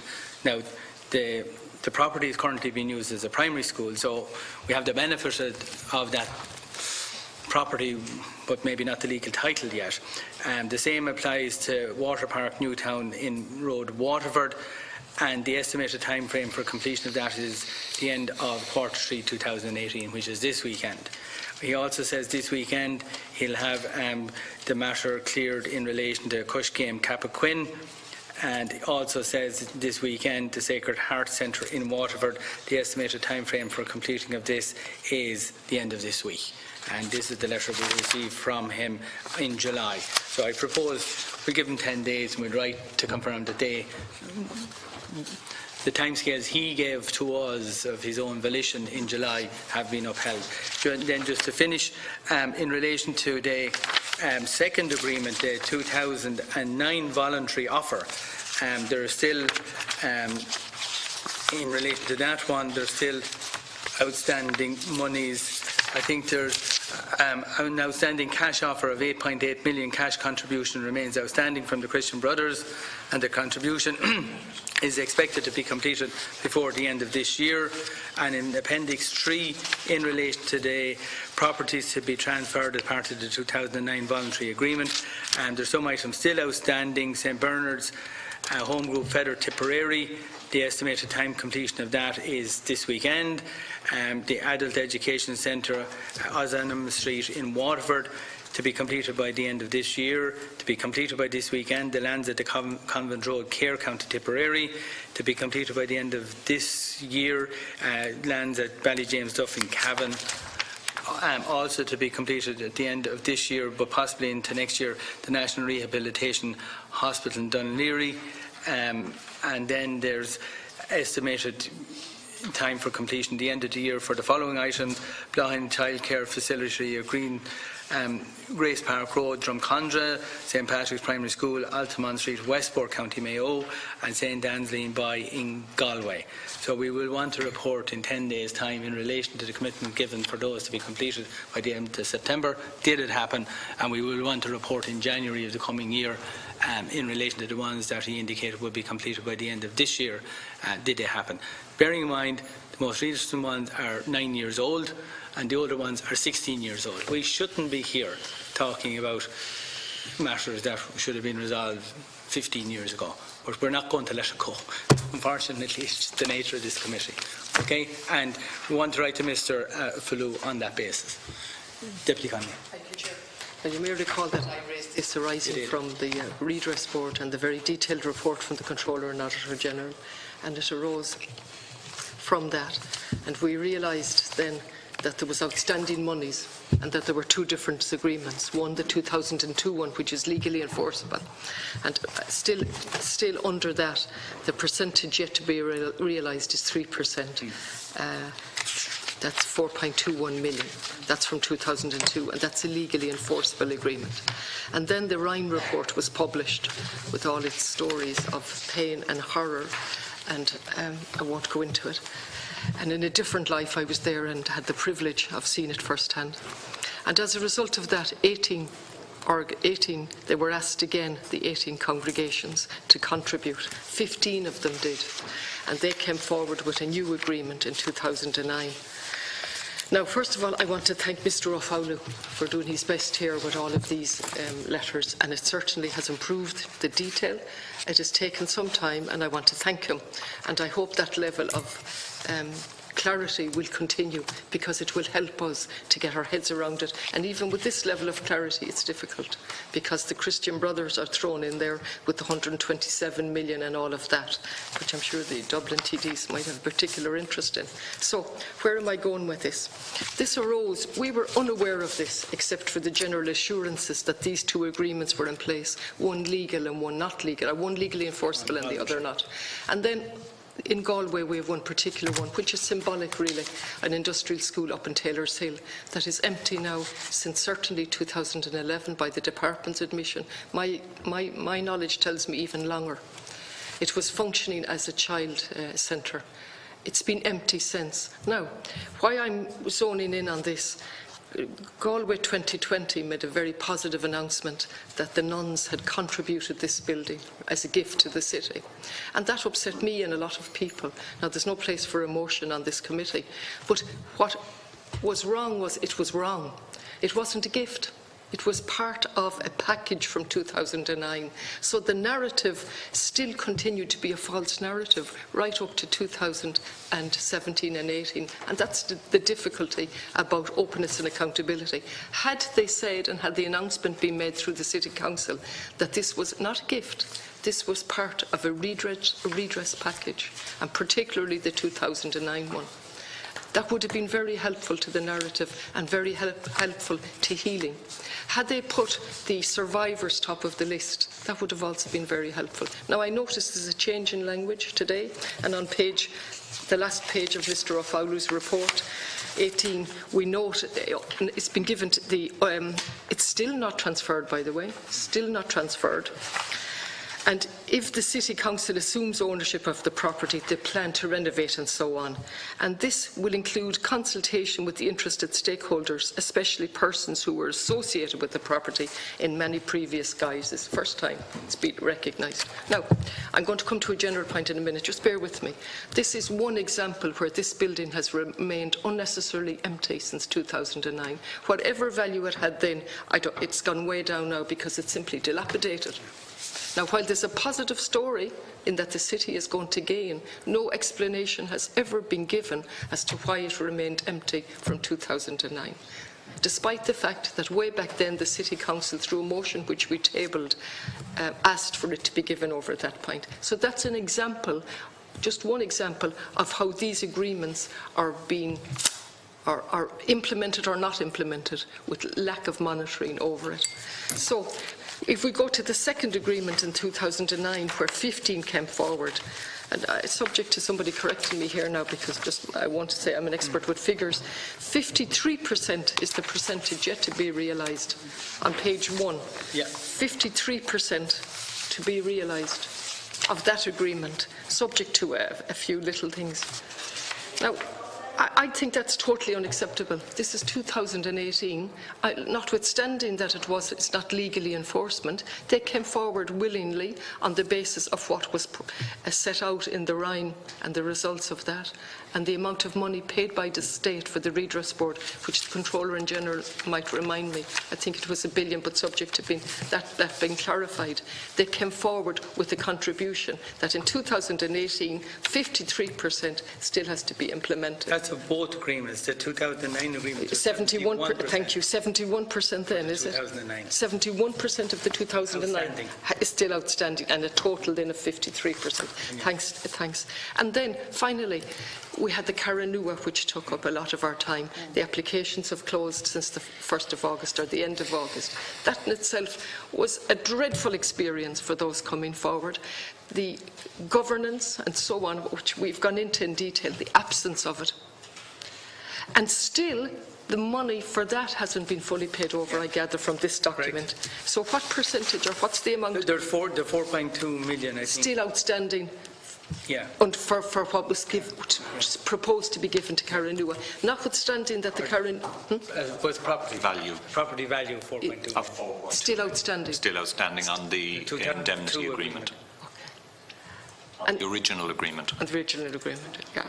So Carranua is actually closed for applications, and all of the problems we've discussed, and money going on rent and so on, and still outstanding. So maybe just clarify, Chair, through the Controller and Auditor General, what the redress scheme cost us, the total. I think the totality of investigations and redress and so on was of the order of 1.5 million. 1.5 billion. 1.5 billion. Yeah, I don't have the exact that's okay, figure give or take. I mean, the figures from these offers, the legally enforceable one and the other, are all changing as well. So, anyway, Chair, thank you for... Yeah. Okay, and... just very quickly, the percentage offer realised yet to be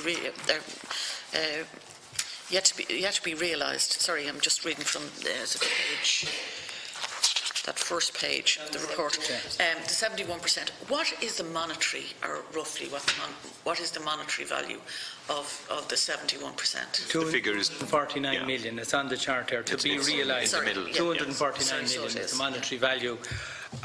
So, in essence, you're saying the scheme cost, the whole redress was about 1.5 billion.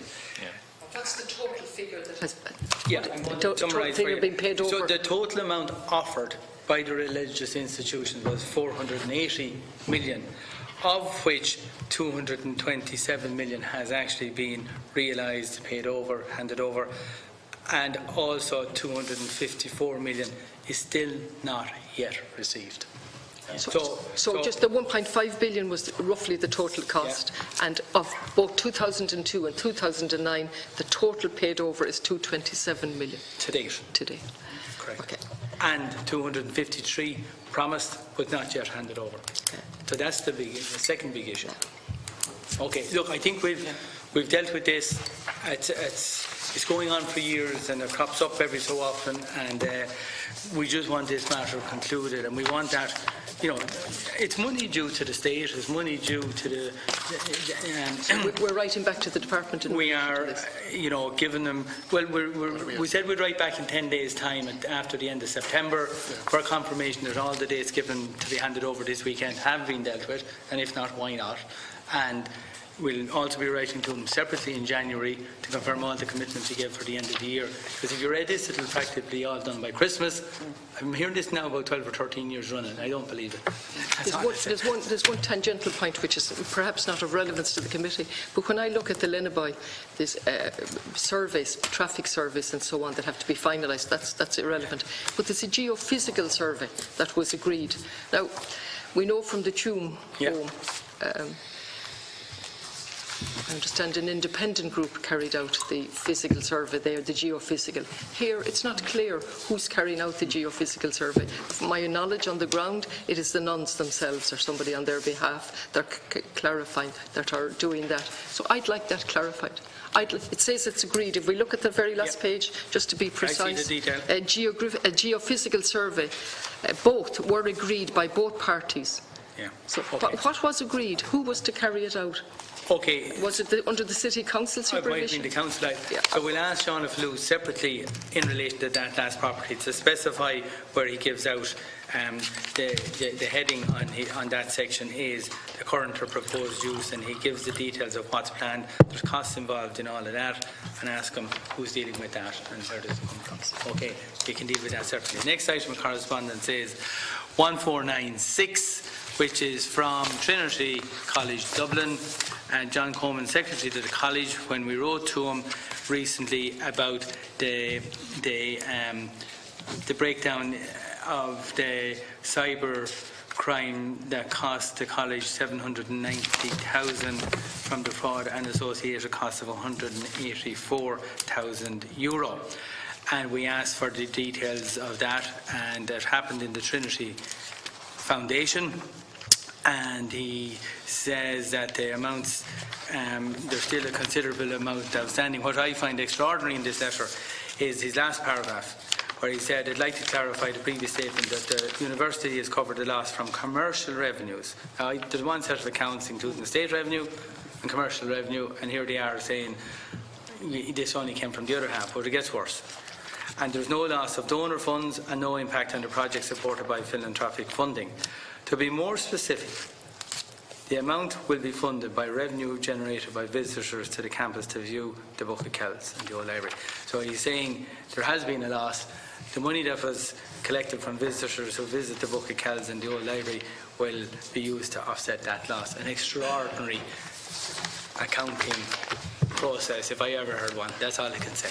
So I'm just putting on record that's how they say they'll recover the loss. So whether they're putting up the charge to see the Book of Kells or not, I don't know. But it's kind of pathetic. That's all I'd say about that reply. You know, we'll note and publish it. It deserves to be published. Next item, 1499 from 98 from Michael Nolan, CEO of Transport Infrastructure Ireland, on the report of post-project reviews that have been undertaken in respect of the national PPP projects, We'll note and publish this. The reason I was skipping over that is the file is so big. There's 546 pages in that report. People are welcome to review it, but we have said we will come back to the issue of PPPs as part of our work. Is the Secretariat going to look at it? Pardon? Is the Secretariat going to look at it? That's a special job in itself. What I would suspect is there are all the different motorways around the country. Everyone will have a close look at the one that relates to their own geographic area. And if we did that between ourselves, we'd probably cover them all, you know. But anyway, we're noting and publishing that documentation. There's a big lot of documentation. How much is in it, or the conclusions in it, I don't know. 546 pages, which we will look at, and we are coming back to that broad issue as part of our work programme. Next item, one. Yeah. On Transport Infrastructure Ireland, it did come up at a previous meeting and about the when somebody's going through a toll and for convenience puts in a larger amount of money. Yeah. And the thing opens, but obviously people aren't waiting for their change or whatever, and that amounts to quite a significant amount. I don't know whether we had correspondence about this after the fact that I raised the question, or whether I read it in the paper, but it did amount to a lot of money, and I'm just interested to know how is this treated in terms of taxation? Could these, are the companies just allowed to keep it as a profit, or should we be prevailing upon them to make it available to charitable I think we raised this before. It goes into the company's revenue and is treated as revenue, and if it adds the profits or corporation tax. But in those toll booths, I think the private sector ones are subject to VAT. There's a VAT issue in relation to the private operators, and an element of that would have to go through VAT. So there's two questions. So is the surplus? It goes into the profits. Full stop. Yeah. Does it go into the profits, or is there VAT returned on the surplus? There would be VAT returned on. I think some of the people, I think the one on the M50 is toll free or VAT free. There's some issue in relation. We'll ask the department to clarify the VAT situation. And if they have a handle on, and maybe we have a correspondence to this, if they handle, what is the total amount, or is such a data available? Something was mentioned before. We'll check it out. We could appeal, I suppose, to the conscience of these companies then, that they might like to make a charitable contribution For the surplus. equal to that amount. Yeah, okay. We'll write to the Transport Infrastructure Ireland to get further information on that issue, which has been raised before. Okay. Next item of correspondence is 1499 from Robert Watt, Secretary General of the Department of Public Expenditure and Reform, providing information note in Circular 72015 regarding the timely production and submission of accounts of bodies audited by the Controller General and laying them before the Houses of the Oireachtas. The CNAG is issuing its report tomorrow, and the follow through of that circular will be evident. I don't think he's going to give us a preview today of what's in tomorrow's report, but according to that circular, it will be well covered in the CNAG's report tomorrow, that issue. Next item of correspondence is 1500 from Patrick Nicholas, Secretary General, Department of Culture Heritage, in relation to the Committee's request for information, the timeline for the post-project review in relation to Galway Art House Place Cinema project, and they note in relation to learnings that are being applied to the European Capital of Culture Galway 2020 project. So we can note that, and Deputy Connolly, we happy to we note and publish that. I welcome the post-project review, which is now not going to happen. You'll wait and see. Oh, no, sorry. This letter is the 28th of July. Yeah. And it goes on to say about what has been learned. So they're going to do the post-project review. And then it goes on in part 2 in relation to Galway 2020. Okay. You've read it, Chair, so you've read everything. I haven't. I left this one to you. Oh, did you? Well, the first one I'm going to leave for a minute, the Paula Cinema, just for a moment, because the project review is going to take place in the first quarter of next year. And then arising from that, separately, what they've learned in relation to Galway 2020. And the Department has been working to ensure robust project management structures are put in place for the European Capital of Culture, drawing on what they've learned from the Paulas and drawing on what they've learned from the Limerick. Now, and there will be robust governance and management structures in place.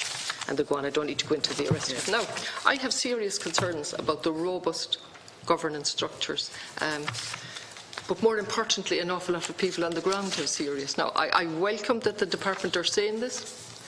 Okay, what robust governance structures are already in place for the money paid out? The 15 million committed, a substantial amount has been paid out.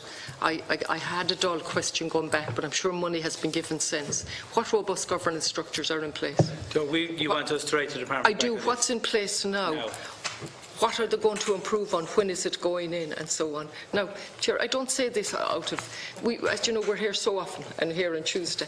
So the Paula Cinema did not have governance structures, proper, robust governance structures. That's why it went from 6-point-something million up to 8-point-something million, and over a period of time from 2006 to 18.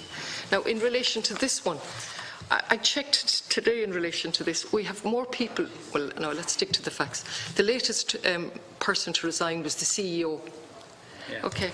I received an invitation yesterday to something signed by the personal assistant to the CEO. Okay. The website still contains the CEO. Now, these are just, you might say, funny things, but they're a reflection. If the CEO is gone over 2 weeks now, and the website is still showing the CEO, and letters are coming out on behalf of the CEO by the personal assistant inviting you to something, the message is very wrong here. There are many other things, perhaps, that are not for this, like a complete absence of an Irish officer and so on. But in value for money, if we're giving out 15 million from a department, what are the robust structures? What is going to be delivered for that? What service level agreement? I think they're now talking about a performance level agreement, but they're talking about it. Where are we at with that?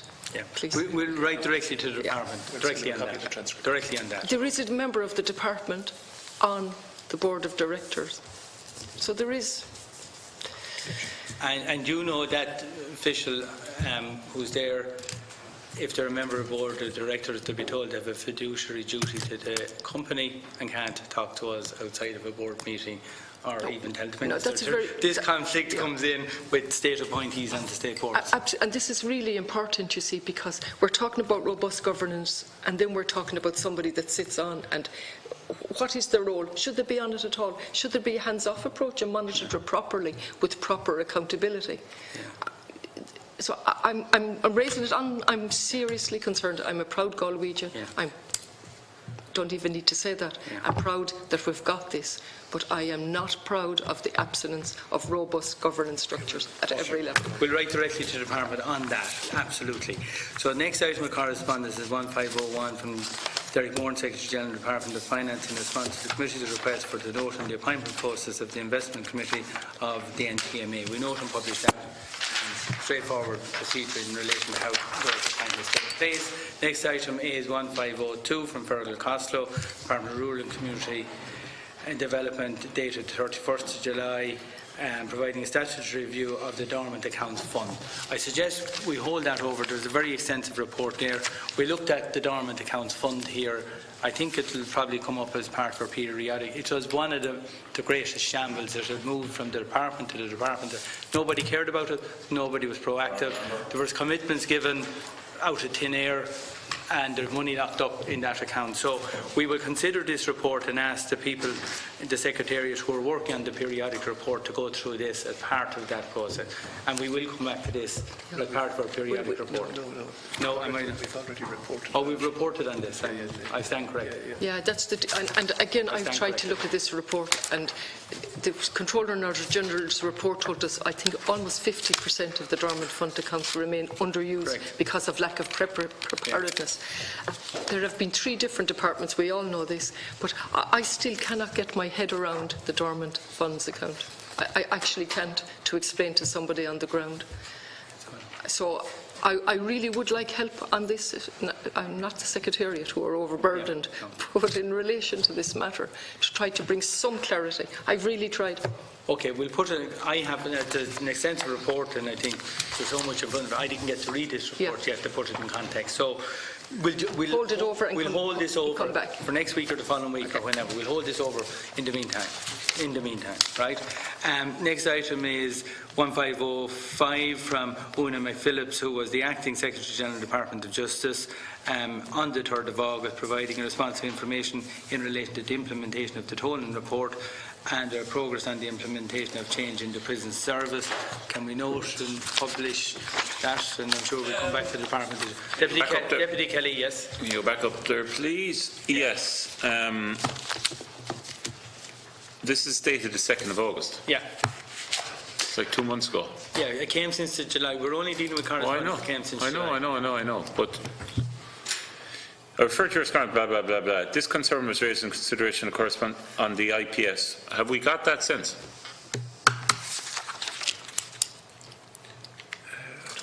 With respect to the IPS, will be submitted shortly.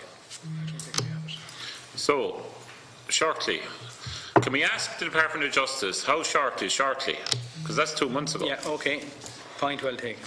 And say basically, they're acting in the maggot. I mean, shortly, for me, week, 2 weeks. It's 2 months now. It's 2 months. And we also have a date coming up in our diary in relation to a whistleblower in relation to the Irish Prison Service, which the Chairman is well aware of and I'm well aware of. Now, I wouldn't like to think that there's any overlap between these issues. That's the first thing. Second thing, material with respect to correspondence on the 3rd of July regarding the operation of CCTV by local authorities will also be submitted shortly. Have we got that? I think there's a separate letter from the Minister further on in correspondence. Yeah. Okay. So we can come. We'll But is it a letter or is it an explanation? It's only a recent one. Okay, we'll come to that, but like, I hope it's comprehensive, otherwise that's 3 months ago. It's 15. This is CCTV? Yeah, 1583. And is it comprehensive? I can't remember it so long ago. I think it's a more recent one. We pulled it up there because we might as well just get rid of it now since they're connected. Yeah, I think it's might be from the Minister. I think there's 6 local authorities still haven't dealt with it. Could you come back to us, sure, in the next week or two? Pretty sure that's what they say. 1583. Can that come up on the screen? It's expected shortly. It's a short letter. The Deputy like this reply. I'm sorry now, come on. It is intended the the joint response will issue to the committee at the end of the month, so another shortly. Well, like what date is on that? That's recent. That came September, so he said by the end of this month. That means this weekend. But like this is going on since the 3rd of July. Yeah, and I'm hoping the government will fall and we'll all fall away or something, because that's 3 months. 3 months later in relation to the basic issue of CCTV, and I have a lot of history on this issue because I gave funding for it when I was Minister. Like 3 months later, they still haven't given us a basic report. So can we write to them and say, remind them that this has to be in next week, comprehensive, and also in relation to Irish Prison Services, we need it next week as well. In advance, and we say we intend discussing both items in public session next Thursday. Yeah. Thank you. But there are, sorry no, but this is acting the maggot. Yeah, we'll note and publish both. Is that Kilkenny celebrating 4 years ago? Cheering away. But these 2 issues, like it's just acting the maggot this length of time. We'll tell them that it's the committee's intention to consider both of these items of correspondence. And we also note that it's the same department, it's the Department of Justice. Yeah.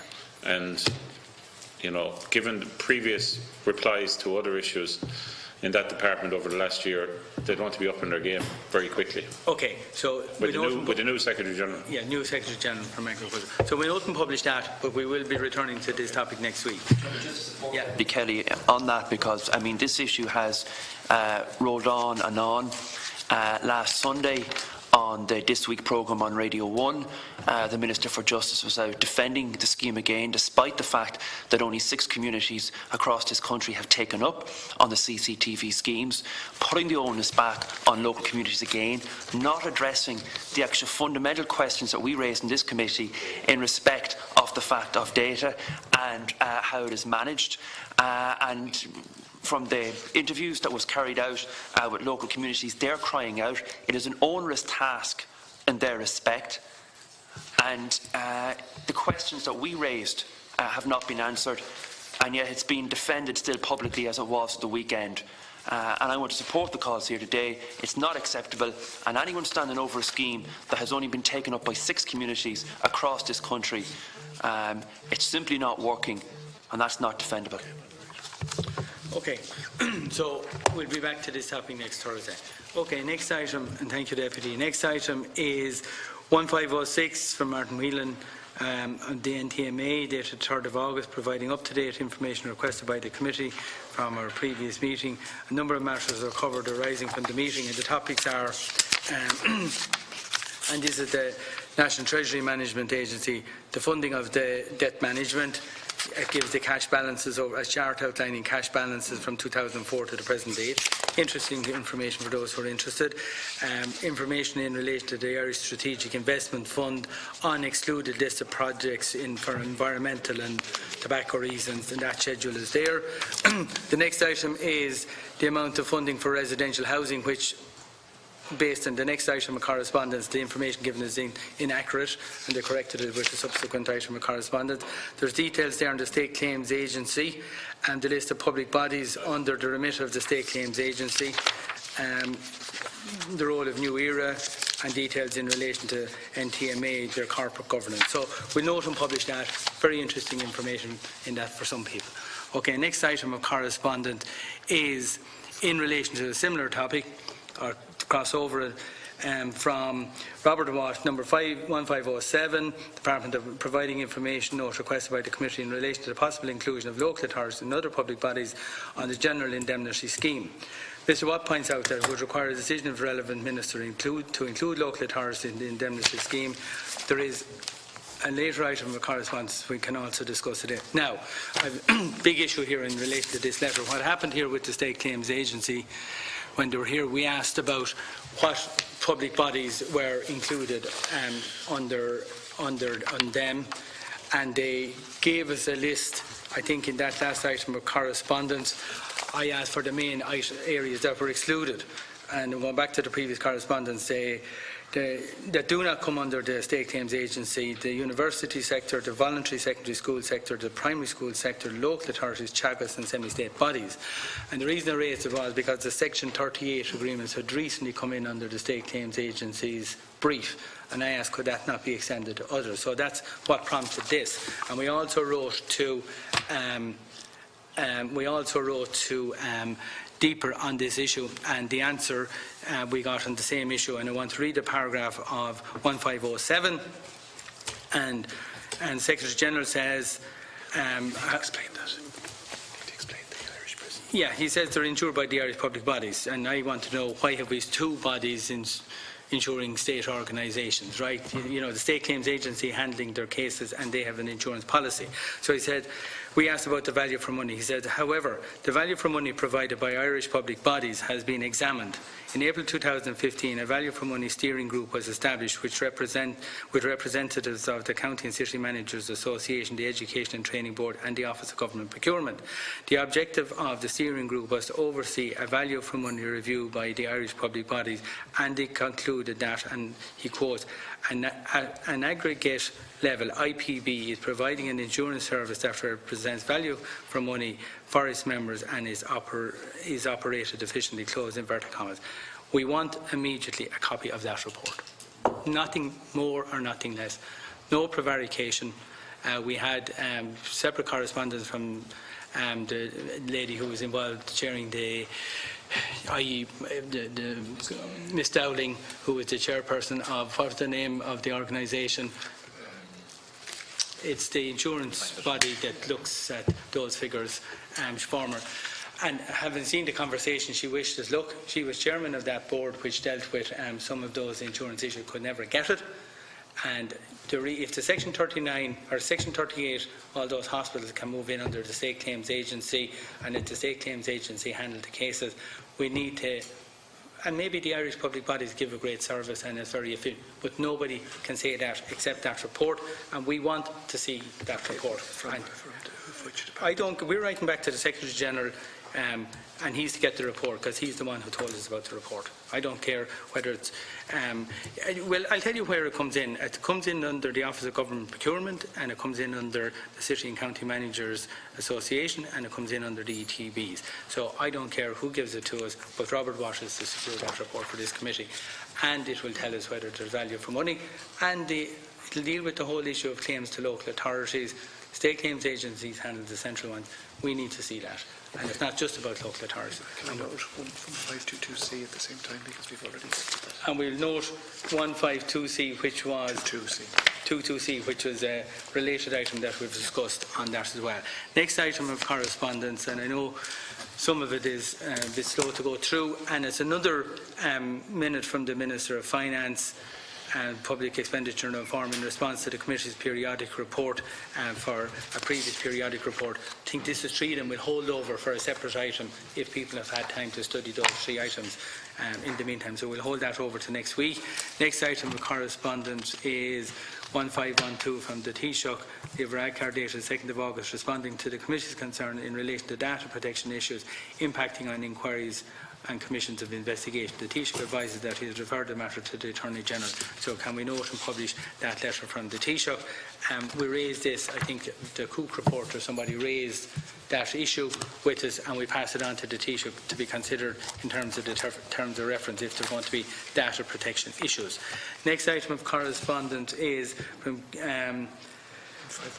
1513 from Kieran Breen, the Director of State Claims Agency, providing further details requested by the Committee in relation to the status of non-screening cervical cancer misdiagnosis claim. We'll be coming to that matter separately. I think we might go into private session at the end of this correspondence to discuss the best way of us handling it and the Health Committee handling it. So we'll note and publish that. Next item of correspondence is 1514 from the NTMA in relation to the 526 provided from residential housing. Now I want to deal with this because I said we got a previous letter from the NTMA which I referred a moment ago, which clearly the figures in that were wrong. This is essentially a correction of the item number 1506, because we asked the question.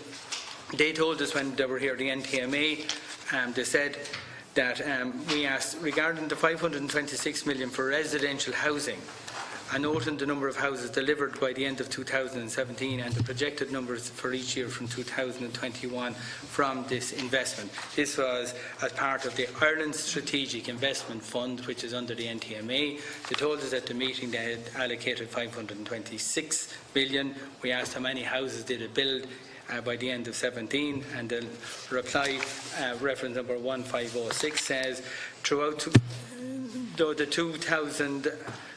526 million referred into annual report for residential housing, 1,747 units have been completed to date. And then this letter comes back to say that the number of units completed at the end of 17 was 894. So I'm just putting that on the record as it's a different figure than in the rear view. Maybe they're just correcting it, but didn't produce the house we thought it did. Next item, we note and publish that. Next item then is 1515 from Seán Fallu, Secretary General, providing a note as requested on the timely submission of financial statements of education organisations that receive over 1 million in funding to the department. We'll note and publish that as part of our ongoing work by the PAC to make sure organisations provide their accounts in a timely manner. And these are ones that receive funding from the department, not directly under the remit of the department. Next item of correspondence is 1526B, 1528B and 1530B from Ray Mitchell, Assistant National Director HSE, dated the 17th and 20th of August. There is a considerable amount of information in respect of it, so I think we have to hold it off. We're going to have to hold that over. Yeah, we will hold. We'll hold over the PAC. There's 150 meeting in that itself. Yeah, there's 150 pages there, so we'll have to hold over the HSE document. Some of it there's an awful lot of issues there. Yeah, exactly. We'll note and publish in the meantime, but we'll hold over the discussion on it, and we will come back to that on the work programme. Next item then is 1537 from Jim Breslin, General Secretary, Department of Health, providing follow-up information to the committee in relation to general audit mental health services, adult mental health services, costs of hiring private investigators in relation to consultants' compliance with contracts, non-disclosure of legal costs in the accounts, an explanatory note on the 3 different schemes available for the treatment abroad, an up-to-date note on the National Children's Hospital funding, a note following the review of recovery of money from insurance companies. Can we note and publish that, but we will come back to discuss it in further detail.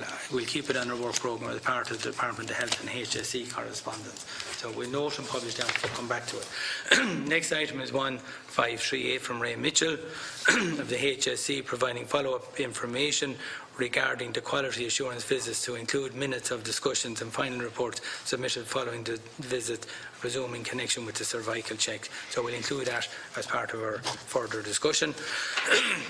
We note and publish this. Next item is 1558. B from Patrick O'Shea, UCC, providing details in relation to procurement matters. The information provided will feed into our next periodic report, so we will be coming back to that, so we'll note and publish it for today. Next item 1560 from Dr. Barry O'Connor, President of Cork Institute of Technology, providing detailed note requested by the committee in relation to preparation of the terms of reference for the KPMG review and anonymous allegations against CIT. We note and publish that. Deputy MacSharry. Yeah, I'm not happy anyway. I don't know whether other people have read this. It's gone on for a number of years now. This letter to me,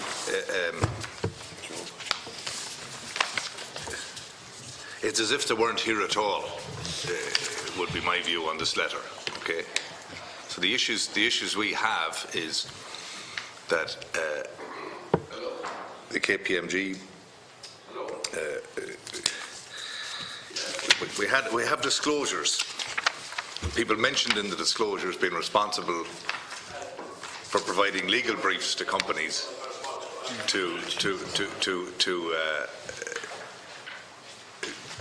come up with terms of reference for what ultimately was a desktop audit that only talked to senior management, many of whom were mentioned allegedly in the disclosures. I said, whatever many meetings ago it was, I mean, I think we need to start at the beginning with this KPMG report and work through it. I think there may be an issue in terms of how disclosures are dealt with procedurally nationally, as a matter of public policy. You cannot have, without prejudice to anybody involved, people named in a disclosure having any hand, act or part in the terms of reference or providing a legal brief. And I think a lot of the answering we had that day was, well, look, we got solicitors to come in and they did the terms of reference. A solicitor will do nothing for you without giving them the brief. You'll tell them what you want in the terms of reference. I mean, that's how it works. They might give an idea to you of, well, best practice would be A, B, C or D. He's saying about internal audit looking at things. I'm told that there were people on the audit committee. I keep mixing up internal audit and audit committee, forgive my language. The people on the audit committee were potentially mentioned in the disclosure. We then have the same individuals securing the services of another legal firm, setting the terms of reference for them to advise them on how to handle the fallout of the KPMG report, which the very same people had a hand in determining the brief for KPMG in carrying out the review, or carrying out the desktop audit. So it wasn't thorough enough. The same people were involved in it. So, we cannot have a situation where there isn't a perception of conflict of interest, however misplaced that statement might be, as I said, without prejudice to everybody. And there may be a national issue, but definitely in terms of this individual case, I'm not happy about it. And there's the complexion of missing pages and all of that kind of stuff, and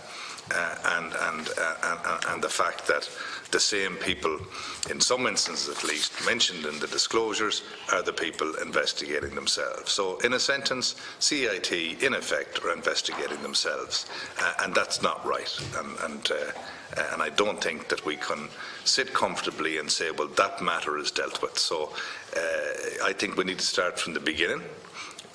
With the KPMG report, and I know previous PAC, which I wasn't a member of, did look at this matter, but I think we need to start again because it's just totally unsatisfactory. Okay.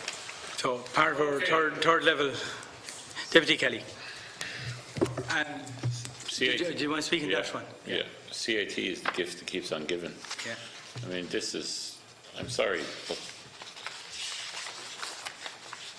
President O'Connor had an opportunity here to break from the past, and it's just gone back into the same thing again. We're going around in circles so many times. It's gone on for years. It's gone on in the last pack. Nothing has been learnt here. They said themselves in the pack last year that the government was, they said the governance is poor and the risk management is non-existent. And here they're trying to justify that there's nothing to look at here again. I don't know, Chair. I mean, I could talk on this for hours, but I'm not going to, because we've been through it so often. They're effectively investigating themselves, and they're effectively justifying that now again in this letter, that there's nothing to look at, and they have processes in place to deal with it. From a Public Accounts Committee, where do we go from here? That's what I want to know. Where do we go from here, Chair? I mean, do we make a recommendation that somebody goes in and investigates them? Or what powers have we? That, I mean, bringing them, I know we're going to have a meeting now in a couple of weeks on third level, Dr. Love and all of that sort of stuff, and we can go through things here. But they won't be able to answer some of the questions specific to CIT, to be fair. They'll be able to ask how it's investigated, the process, all of that, some of that, but they won't be able to deal with a lot of the rest of it. So I'm asking for your guidance here. This is going on now for the guts of what, 4 or 5 years? And we haven't even come to the party. We haven't even got to that. We haven't even got to the 13,000 that was spent on this lavish party. I have some correspondence separate to the pack on this that I'd like to talk about in a while. So, where are we going to go, Chair? Like, you and I have gone through this, and other members of the committee, Deputy MacSharry has taken an interest in it, in fairness. We've gone through this so often now. We can't keep going around in circles. It's not appropriate. So where are we going to go as regards, once and for all, a body going in and investigating what has happened here? I'm in your hands, so I don't have the straight answer. We're all around the house on this one, and we're still not getting clear answers or to the bottom of it. The new president had an opportunity. Yeah. He sat there the last time they were in there. And you know what, in fairness, we had to give him an opportunity. New president, break from the past and all of that. But sure, this is just more of it. It's like being wrapped up in the same clothes again. So what are we going to do? Can't keep going on like this. I'm as wise as you are, Deputy. I don't have the answers. Now, I know we can talk to the department, but the department is so far removed from it. They can't give us any assurances on anything, if we ask them. On top of this, in relation to this famous party, we've issues on top of it in relation to whistleblowers, multiple whistleblowers. And the fact, by their own admission, governance and risk. And I think we said we're going to deal non-existent. with the issue separately in private session of the various whistleblowers issue. So I think that comes into this, and the crossover of how whistleblowers are being dealt with and the process involved. And I think there's... Is this matter before us? How long ago is it? It's here going on over a year. No, but when were they before us? When was CIT were here. You know when? Last year. Don't have... Was it this year? I was just trying to get the Were they here twice? They were here this year and last year. And last year, they were here twice. I remember there was a big gang. Oh no, I was just trying to get the date. I don't have to do just the date. Last June, 12 months, was Portrait and Ice Sculpture Day, and more recently then we were on the whistleblowers, which I think was in around May or June. Yeah, I think that's about accurate. Okay, look, I think for the next meeting when we're doing a work programme, we'll have to come to a conclusion, or we'll have to put our heads together in the meantime. I don't have a solution today, but... Okay, we're going to have to think about it maybe for next week, but let me just leave this and let this last comment. As a collective, we're going to have to come to some decision here, because it's insulting to keep going around the circles on this. We're getting nowhere. Everyone knows this has to go further. We can't go any further with this sort of correspondence. So where, as a committee, do we go next?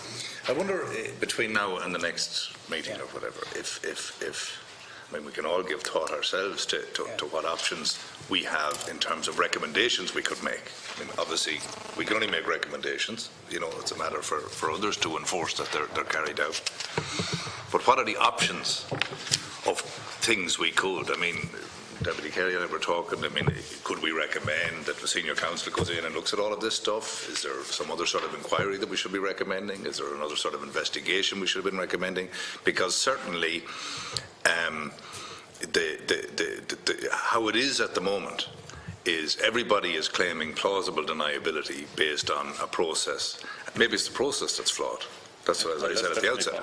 The process certainly does seem flawed, but that doesn't mean that we aren't entitled to try and seek the answers for this and recourse that, on the one hand, we're encouraging whistleblowers and we're encouraging people to come forward and improve governance and risk, and as soon as they do, the practical reality is they're thrown under the bus, and the shutters come down everywhere in terms of whatever. So I just, if we could maybe all consider, including the Secretariat, perhaps take advice from the legal office of the Oireachtas to see, well, these are the sorts of things that could be recommended. Whether they're acted upon or not, I fully appreciate as a matter for ministers and governments and other authorities. But that might just be food for thought for us for our next discussion. And certainly, given Dr. Love's departure and the issues he raised in his resignation letter, we need HEA in the department. There may be some learnings to come out of that as well, because obviously there is different interpretations as to the way in which this was conducted. We all know that the terms of reference, the manner in which the investigation was done here, was wrong. You can't investigate yourself. Okay, Deputy, just to help the committee, I've got to step forward to the next item of correspondence, which actually deals with this, right? So just on that, I'm holding item of correspondence 1561, and the note is from the Higher Education Authority in relation to examination of expenditure in CIT and the ability of technological universities to borrow. Get that out of the way, they have an entitlement to borrow. Now, in fairness, the HEA do give us a response in their letter, number 1561, and I'm going to read a paragraph now into the record because there's been quite a bit of discussion. So, and we're talking about we had written to them about the weakness in control. So our correspondence was considered by the Higher Education Authority Board's Finance and Governance Committee at its meeting on the 24th of July. At that meeting, the committee agreed that the HEA should reply to CIT, noting the process changes the Institute has implemented and recommending the change to the sign-off process. Specifically, the committee recommended that in relation to the change made to CIT's hospitality procedure that requires prior approval from the Vice President for Finance and Administration for President or governing body related expenditure over 500.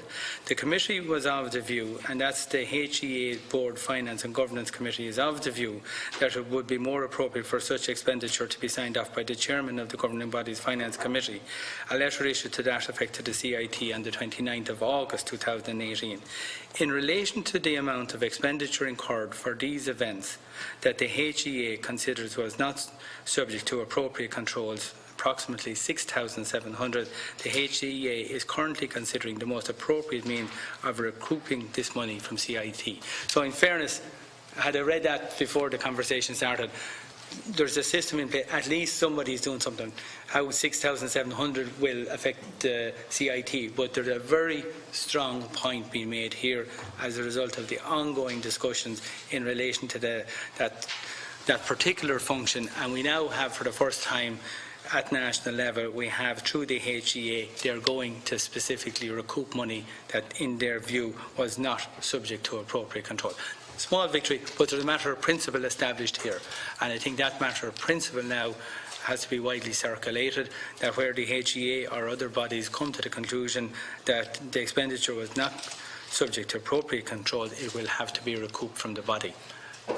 There's a point here that's been well made, and I think has been helpful, and I think once that goes out there, that money is now having to be recouped and the HEA is satisfied it wasn't appropriate. I think there's a good lesson learned here. So I actually think this item of correspondence is helping the conversation we have. And we'll note that and publish that, and we want confirmation in due course that the money has been recouped. It is helpful because I know from the TUI, for instance, on the college and the Cork branches, that they have requested that they've had motions passed as well looking for this money to be recouped, even from the President. And so there's been a lot of correspondence and a lot of commentary on it, so that is a welcome development. Having said that, we have to see what happens. Yeah. It's a small component of a bigger picture. But there's a principle established there that I have, which I think is very helpful, even though the amount is small. Deputy Murphy, MacSharry. I think just generally, I mean, obviously that's very welcome because there's a consequence, and we're not going to change behaviour unless there's consequences. And I think the very public element of that it was part of making sure there was a consequence. But it might be useful for us at some point to, because we saw it with the HSE in relation to how they didn't pay certain amounts, they paid them in retrospect if there was if they were in compliance, and there was, in actual fact, it changed behaviour quite markedly. It might be worth at some point considering talking to someone about institutional culture and how you change behaviour, and have a range of different things that might be available for us to suggest in the future, or even other public accounts committees in other countries. What are the things that really produced that kind of outcome, so as that we have a range of different things that we can suggest. I'm just putting it out generally there as a point. A comment on that, Deputy MacSharry. Yeah. Look, you see, the worry here is that Colin, I was listening to Mary Wilson the other evening, and she had an expert on talking about how we shouldn't allow people get away with saying the culture, because it lets the individuals, I don't mean you, Deputy, now, because it lets individuals away with wrongdoing. That's, well, that was the culture, that was the systemic, that was the problem, the policy, all of that stuff. So it's about individuals as well. So, and really, it's not about an ice sculpture or a portrait, but I mean, that's the visible stuff. That's the window dressing we got to see, which makes me worried about what's under the bonnet. Particularly then when you're looking at investigations done by KPMG and all of this stuff, where effectively we've had at least the complexion of people investigating themselves. Might be no wrongdoing at all, and then again there might be. So, it's all wrong. And that's great that the chairman of the governing body is going to sign off from now on. But to be honest, as things stood, I have no doubt the chairman of the governing body would have signed off for the ice sculpture and the party and everything else, because in fairness to Mr. O'Fowlu, when he was here, when we were raising this matter, he said, look, it's a matter of fact that we will acknowledge the contribution of somebody who has served their country so well and the institution so well, and I agree with that. But as with everybody else's office, it's, pass the hat around, everyone puts in a score, and it's a bit of finger food, a pint, and a voucher for Brown Thomas if you're very, very lucky. And that's the end of it. The portrait thing, I mean, CIT have an art college. I'm sure they're proud of their students. I'm sure the best student could be provided with a bursary of 2, 3, 4. Let's really put the bulge out and save €500. As opposed to 22,000. I'm sure they have confidence in their own students. But look, that's the minutiae, that's the window dressing, that's the surface stuff. The fact that existed, the fact that happened, it worries me about what's beneath the bonnet. And definitely, if common sense doesn't exist with people that know, we don't throw lavish bashes. It's not Robert Mugabe's going away party that we run here. I mean, there's a way to do business, and that is not it. And in fairness, in most private sector companies that I ever worked in, and certainly within here, even at the house, when people retire, an usher retires or whatever, an email goes out, and if people want to give a few shillings to do, and there's a modest evening and maybe a gift given or whatever. So, just on that, and I think there's a good principle established here. The one thing I will say is we've been through this on a different guise, and it's something I think the PAC should come back to at a later date.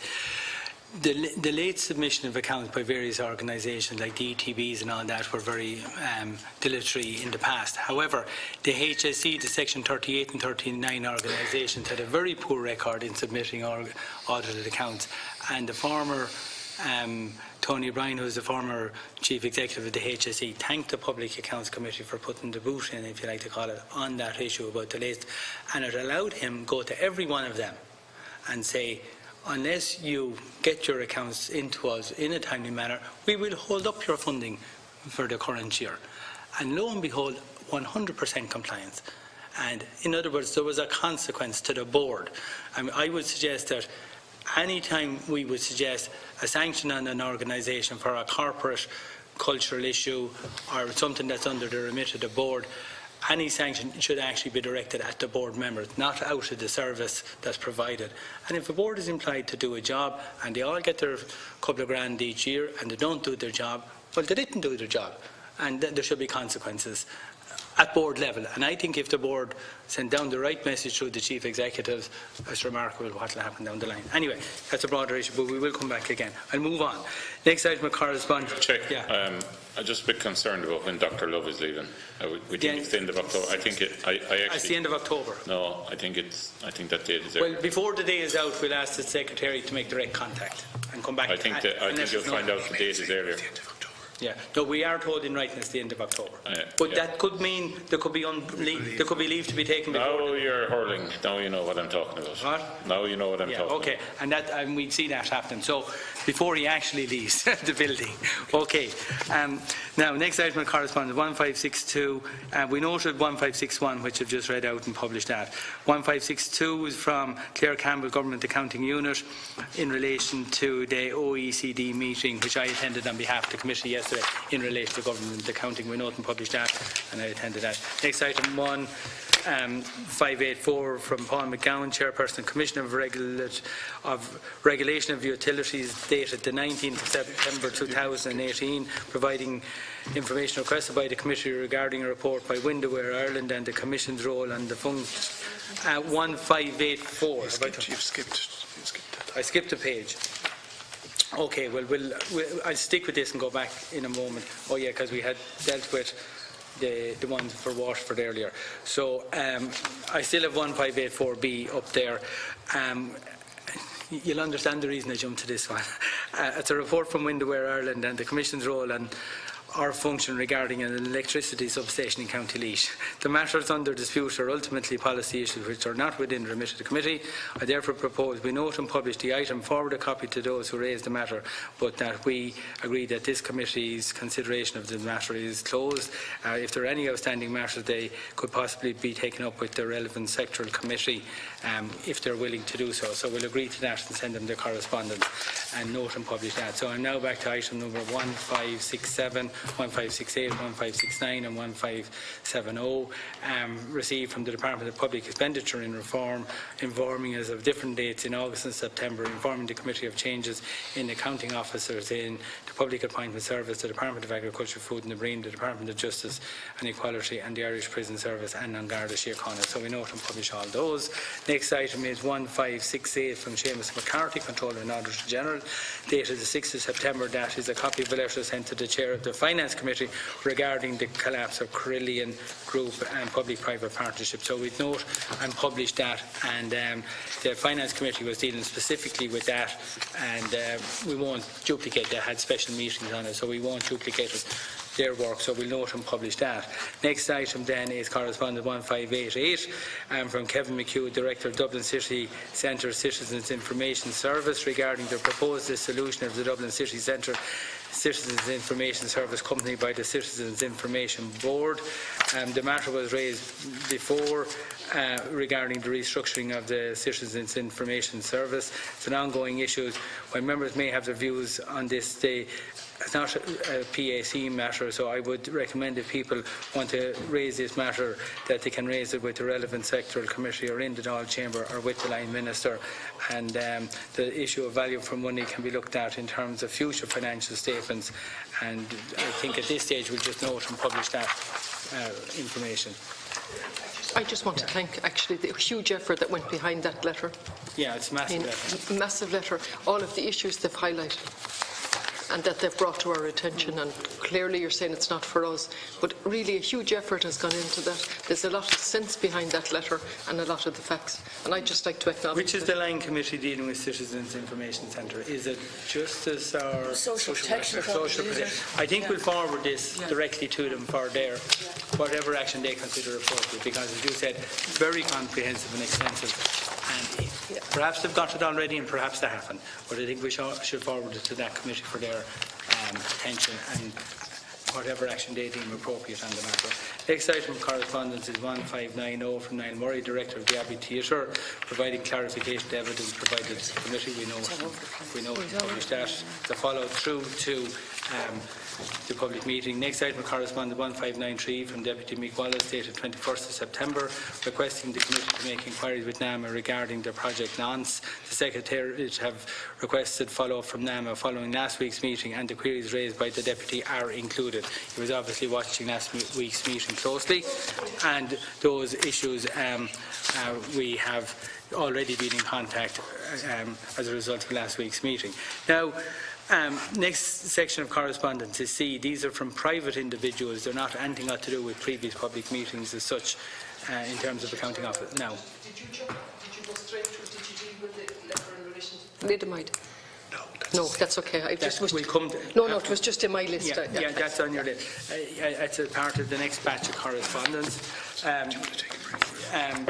So, how are we time-wise, members? Now, will we just finish? Will we try and finish the correspondence and leave it at that, and hold over the accounts? You know, maybe 30 minutes will finish what's ahead of us.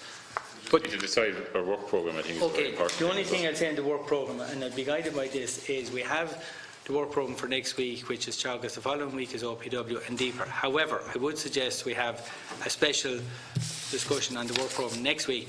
In view of the fact next week it's in Teagasc, is it? It is, yeah.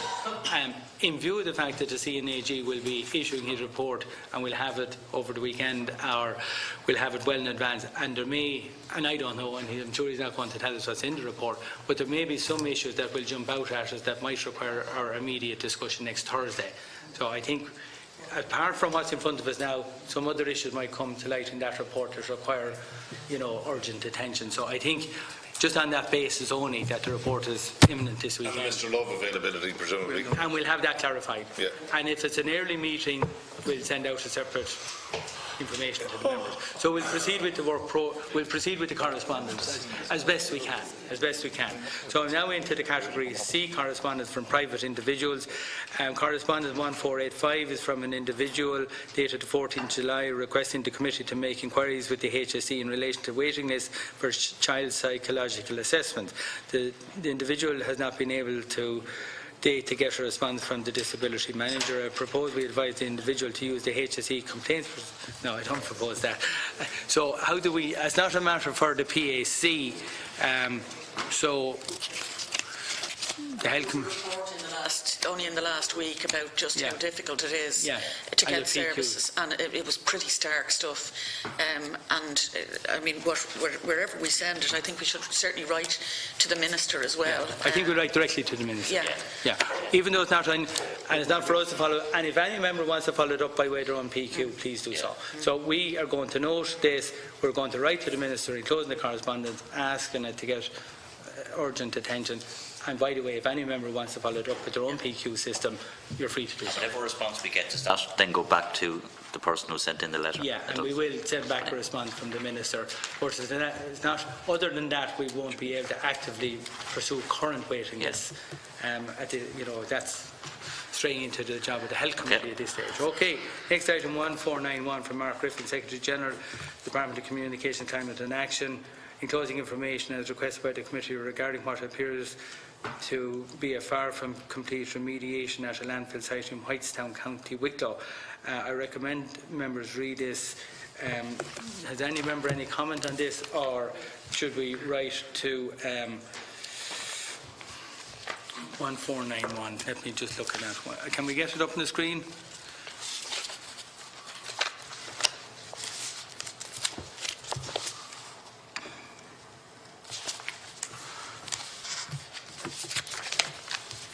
Okay. Again, it's an extensive item. Perhaps we'll note it and hold it over, but if people want to come back to it next week, we can. We note and publish, and we might come back to it next week because there's quite a bit there. It's a C. Yeah. But if the letter is from the Secretary General, he's a public official, we'll publish that. So the next item of correspondence, 1572, dated 15th of September, is related to the previous item who originally raised the matter with the committee. He has provided further details. and we will note and publish the response from the department. Yeah, and we'll send the individual a copy of the department's reply. But I think we can note the individual's correspondence, and I think if people want to discuss it next week, please feel free to do so. Next item 1494 from Mary Lawler, NAMA, dated the 23rd of July, replying to her inquiries in relation to the sale of her property adjacent to AIB headquarters. It has been suggested that the property had belonged to a NAMA debtor. NAMA has confirmed that the individual was never a NAMA debtor, so we'll note and publish this. That agreed, and we'll write back to the individual. 1497 is from John McCone, Secretary General, the Department of Environment Affairs and Social Protection, regarding a protected disclosure made in respect of St Munchin's Community Centre, Connolly Court, Limerick. Mr McKeown advises that the department will keep the committee updated on the outcome of this investigation. So we note and publish Mr McKeown's letter, and we'll keep quickly on that. I'll just say this because I'm aware of this issue. Yeah. I'm aware of all the details on it, and I would ask, given the fact that they watch this, I would ask that the Secretary General of that department take this very seriously, because there are quite considerable issues here, not just based around the individual. Okay, and that's noted and recorded. Next item 1504. Dated 31st of July, and 1520 dated 10th of August, and 1554C dated 28th of August are from individuals in relation to the abolishing of the town councils and borough councils and the subsequent transfer of remaining Sorry funds. for interrupting, really apologies.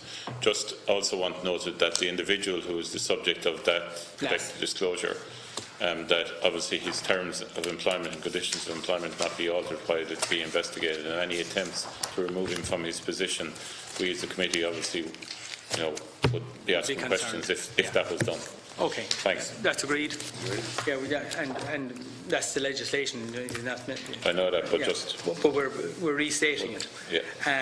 Okay, so the next item then is from the individual regarding the transfer of remaining fund from the town and borough councils. We previously received a similar inquiry in relation to this matter, and we have replied to the individual and enclosed the information note that was provided by the Association of Irish Local Government. So we dealt with that previously, and we can send on a copy of that. Next item 1508, forwarded by Deputy David Cullinane, in connection and closing in correspondent from the Irish Thalidomide Association, who queried the information provided by the State Claims Agency in relation to ongoing thalidomide legislation. I propose litigation. I propose. Does anyone, Deputy Connolly, indicated you wanted to mention that letter from the Thalidomide Association? Well, I had seen it, and I'd looked at it. I think I raised it on the day in relation to. I think certainly the Irish Thalidomide Association feel what was said wasn't accurate. Yeah. Actually, I went back on the script, but maybe we can check it and come back to it. Or maybe we need guidance. We can forward this letter to them and ask for a response to the letter received. I think we'll do that in the meantime, in any event. But look at whenever we have the State Claims Agency in again, there's an opportunity to and they will be coming in again to raise this and some other matters as well. And cervical check is part of the cost of cervical check is part of medical negligence issue, and this, this was listed as part of the cases under. There was an issue raised in it in relation to the statute of limitations, and it seemed it was just the German company. But actually, if you go through the script, the State Claims Agency said they're also raising the statute of limitations, which is interesting. I'd like to know the total figure. It's not clear from the transcript the total number of outstanding cases. Anyway, if they could comment on it in the first instance, maybe we could take it from there. It certainly seems clear that there was no mediation. And by the way, from a date in December 16. But anyway, maybe they could comment on first, and we come back to it. I think they deserve clarification. The organisation that. I think there was probably a private member's bill introduced or published yesterday by Deputy Tax Chambers asking, in respect of the thalidomide case, for the statute of limitations not to apply. So it's been raised outside the committee as well. So in the first instance, just to get it clarified, we get detailed response to that letter. Absolutely, to that letter from, and I think they phoned my office directly as well on it. I think they spoke to me during the summer on it as well. So next item of correspondence is 1509 from Deputy Catherine Murphy, dated the 7th of August, requesting the committee to include the National Broadband Plan and ICT programmes at the Department of Communications and a work programme. This appears to refer to the current year's accounts. Deputy. Actually, there's two elements to it. One of the elements is the obviously ENET had the contract. I think was awarded in 2004, and that tender then was extended without a tender up to 2030. There's a lot of what has gone on in relation to this that's very opaque, and I think it requires scrutiny. In mid-2017, the Infrastructure Investment Fund invested 200 million into ENET, and I find that kind of curious, to be perfectly honest with you, given that they're buying into a company that was really the only product that it had is owned by the state, and so the investment was in the state's own asset, if you like. Obviously, there's a kind of a current issue in the context, or there's probably two issues. The first one being when that investment was made, obviously ENET were vying for the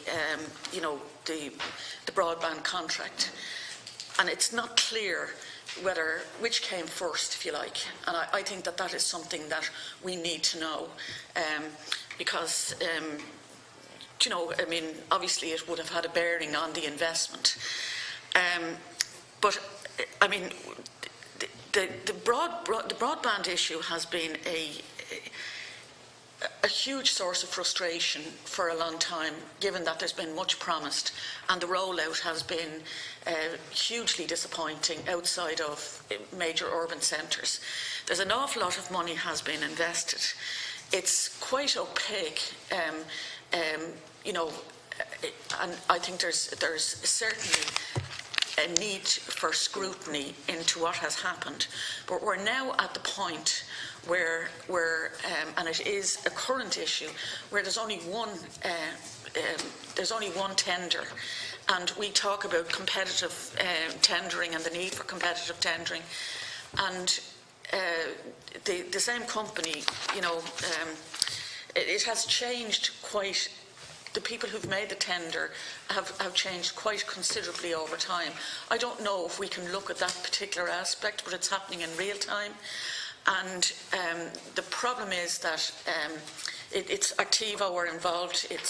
That's a company that was formerly called SiteServe, which there's a commission of investigation into. And I just think the whole thing is hugely problematic. And I think at the very least we should, in this term, get the communications department into the Public Accounts Committee to get a better understanding of what has happened to date in relation to the investment that was made in relation to this contract, and about a better oversight of this. I just think there's... And the lessons learned. The lessons learned, because we could be... It's the kind of thing that you could predict in the future that there will be an additional spend on, and that additional spend could very well be by way of another inquiry or a tribunal or something. Right. I just think that this is highly unsatisfactory, and I think it's something we absolutely have to look at. And put on our work programme. Yes. I think we'll agree to put that department and the whole investment in broadband onto the work programme, and lessons learned from the past and where we're going forward, because I just make an observation. What's meant to be part of the government programme, this amber area they have out in the country, different areas around the country that's going to be subject to the new contract, where there's only one bidder. From my own direct experience, and we're all might be finding this, at the edge of town, the private investors or the private companies out there who are doing broadband outside of that scheme in their own commercial spaces are actually eating into these amber areas. If they're at an edge of a town, they're the amber areas. And I fear the department is trundling along thinking these amber areas are going to have X amount of people as part of this contract and build that contract accordingly. And they'll find by the time they get there, there'll be a whole lot of cherry picking out of that amber area already, and there'll be much less available for that plan and for houses being incorporated. It's a moving issue, the broadband around the country, and it's not fixed while people get tenders and revised tenders. the other operators out there are eating into some of the good bits of the amber areas as we speak, and those amber areas, by the time the contract comes to be signed, will be not what people think is the amber area today. So and I put that, even though it's future expenditure, it's a lesson we hope was learned from the last process, and that's where we're at, to learn the lesson from. So we put that in the work programme, that rather than previous expenditure. Oh, thanks very much. And just curious, has the CNAG done any report on this? Not on the current procurement. We wouldn't specifically examine our report on a live procurement situation. On broadband, yes. We looked at the rural broadband scheme back around 2010, 2011. And prior to that, a previous generation, the MANs, were looked at and reported on. We might circulate that. Just meaning the Metropolitan Area Network. Some of the big towns. I shouldn't. So there's two connected previous reports going back years. Yeah. We'll get them circulated in due course before we come to that topic, whenever we get to that issue. Just so, I'll be slipping out to a meeting, but you're just dealing with correspondence. We're only finishing dealing with correspondence. accounts. No, that's okay. We've agreed to stop at that. That's okay. Enough of heavy duty work for one morning, Okay, I'll stay going, so that'll be on our work programme. Next item is 1511, dated 9th of August, and 1556, 31st of August, in relation to the audit process of the Office of the CNAG. Individual issues raises issues with the opportunities afforded to organisations to, in their words, get their accounts right. The correspondence refers to a number of different versions of the Dundalk IT accounts during the 2015 and 2016 audit. So perhaps, Mr. McCarthy, if you want to reply verbally, or would you like to put a more detailed response in writing to the committee? You've seen I suppose it talks about the way the accounts from first presented moved by the time you signed off. I mean, the issue, I think, is relatively simple. A draft set of financial statements is presented to us for audit. In an ideal world, the systems within the organisation would produce a set of financial statements that wouldn't need any change thereafter. But we don't live in the ideal world, and changes do happen. What we want to ensure is that when a set of financial statements are presented, they do give a true and fair view. So, of course, organisations are allowed to make changes, and we would require them to make changes. If they don't do something that leads to a set of financial statements not giving a true and fair view, we give a qualification. And so there were difficulties with this particular set of financial statements. The audit was signed off at the end of June, and they're, as I understand it, with the department at the moment, and will be presented in due course. Okay, so that Deputy MacSharry. Yeah, no, I just think it's important just to take the opportunity to give you the opportunity, I suppose, to let the public know that, I mean, because it does say, and having been through the banking inquiry, this stuff came up a lot, and she does make reference to the central bank and Anglo and her view of the proximity of regulator and all of those people, and I don't disagree with her on that particular issue, but I think it would be good for you to state that no such cosy relationship exists, and that people don't like probably getting a call from you on accounts. Or there is certainly no cosy relationship. Absolutely, and specifically in this case, there isn't, because there was an issue that we did have to revert to them on a number of occasions. Yeah, and there's no. I mean, let's just say I'm a state body. I mean, can I say, listen, CNAG, you know, it's been a rough week. Will you just give us a few weeks on that, and we'll work it out? Like, does that kind of stuff go on? Well, I think certainly if there is, let's say an organisation was dealing with a difficult live issue, you know, I'm not going to be insisting that I get the set of financial statements next week above any other issue. You know, we are pragmatic about the thing, but very often we're dealing with a part of the organisation that isn't dealing with the crisis. And in the event, or if it's ever occurred, I mean, do you ever have strong pushback from organisations to giving you kind of grief to say, lay off or leave us alone? Or Well, we do get strong pushback, and I think you've seen it on occasion here, the evidence of it and the remnant of it. And when that happens, In relation to special reports in particular. when that happens, and then when that happens, I think it's important, but just what the person said, you see, and it's just to get it on record, so that when pushback arises and you decide to push back again, is there anybody that ever lifts the phone to you at a higher level and says, look, CNAG, you need to cool the jets there? Do you report to anybody, or does anybody ever lift the phone to you and say, look? It has extremely rarely happened. Okay. But it might be more a situation where the matter gets resolved at an official level, shall we say. Right. But on the rare occasion that has happened, who'd be lifting the phone? Not their name necessarily, but what position? Who's that? Is it the Secretary of the Department? Is it a Minister? Is it? Yeah, well, I mean, certainly, in the margins of a meeting here, I might have a discussion privately with an accounting officer. Right. And if there had been a difficulty, and if there was a perception that there was something that we hadn't done on our side, we would have a discussion around it.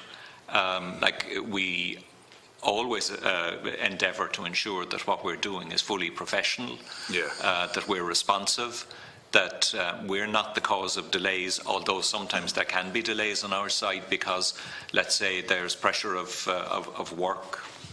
Yeah, and I'm sure I know the answer to this question, but again, just to leave this person writing in no doubt, is there anybody that can trump your authority?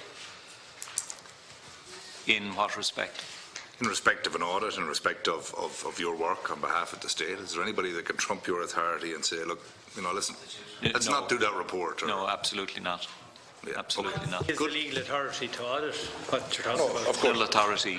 Constitutional authority. And there is no individual department, secretary, minister, or otherwise who can trump that. No. The opinion on the financial statements and the opinion on matters that I report is my opinion. Good. A good indicator of your relationship would be how many Christmas cards you get. And the ones that don't send to the following year. Well, I suppose you have to send Christmas cards back if you expect to get them, but I get one Christmas card usually from within the country, and I would get some from other auditors general or presidents of boards of audit internationally. You declare that. Sorry? You declare that. I declare that. Don't throw the bottles of whiskey from the accounting officers, no? Certainly not, no. Okay. I'd share them with you if I got them. Yeah.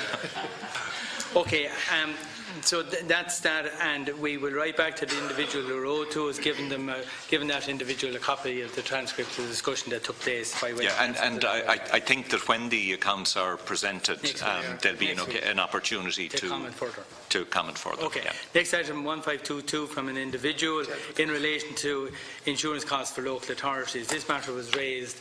I raised it earlier, part of my previous discussion in relation to the letter from the Secretary General of the Department of Public Expenditure in relation to the value for money report carried out in respect of the insurance costs by local authorities and the operation of IPB, Irish Public Bodies.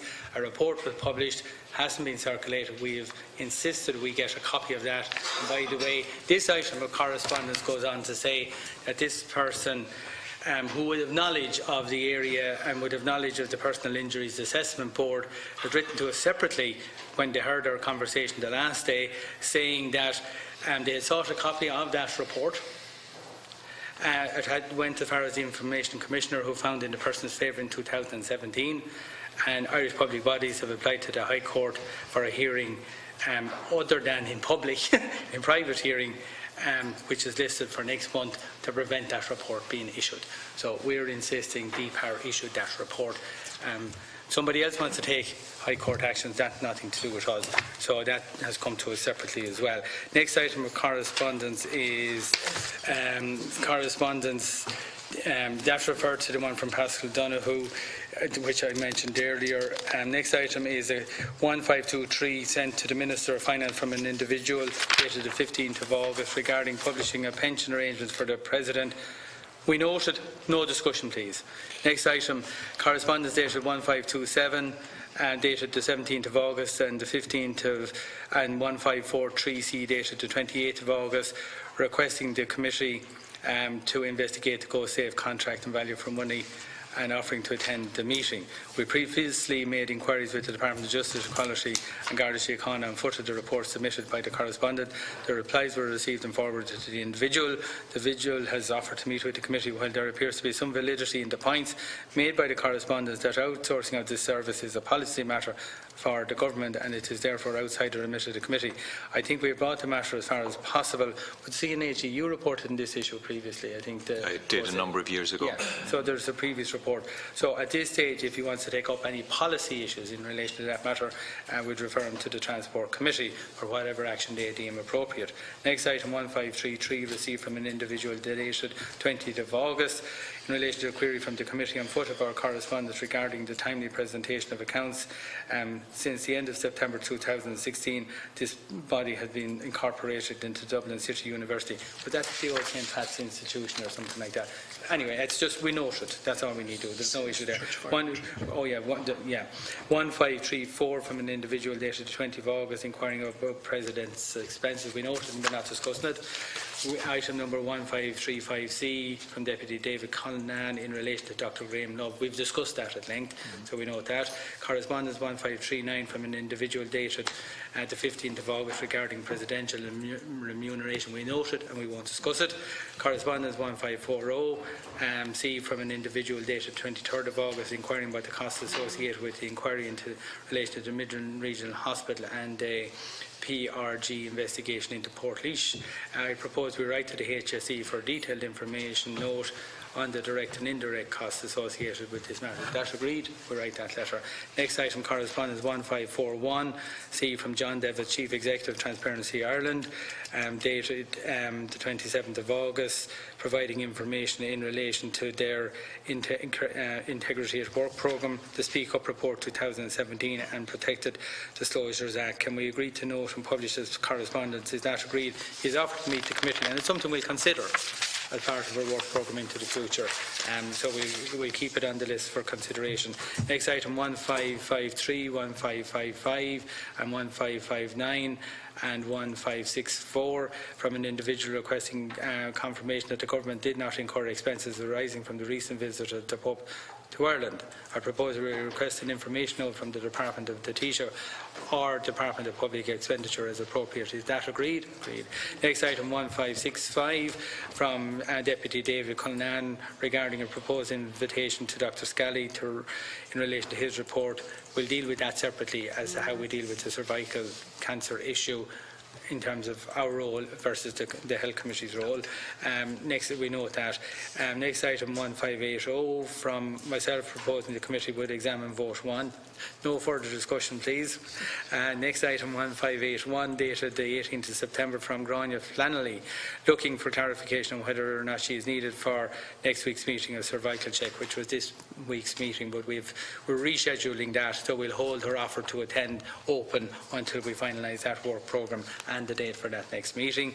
Next, she was the clinical director of cervical check, who no longer works in the HSE, so people know who we're talking about.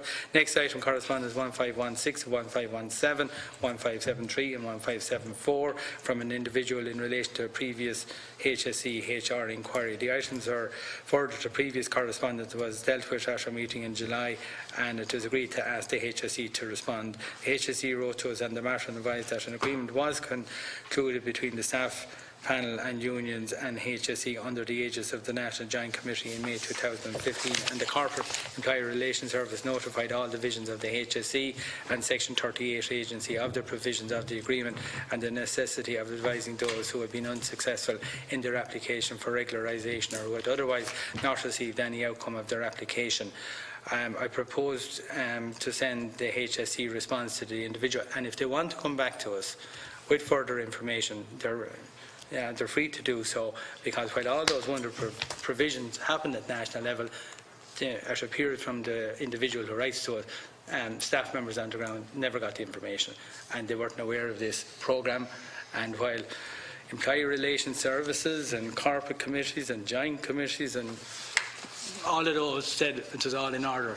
The staff members who may have been interested in being considered for that insist or whatever notified. So we're sending all that. That's the official response. What actually happened on the ground may have been something different, and if she has evidence on it, or he or she, we will look at that matter, because it doesn't fully address the exact query in relation to individuals not being informed at local level.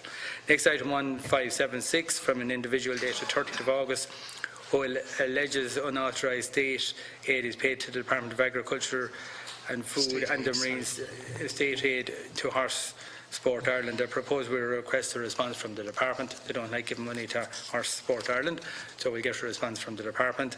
That's agreed. Correspondence 1578 from an individual dated 14th of September requesting the committee to make recommendations to the government regarding accountability for the management of the state's property assets.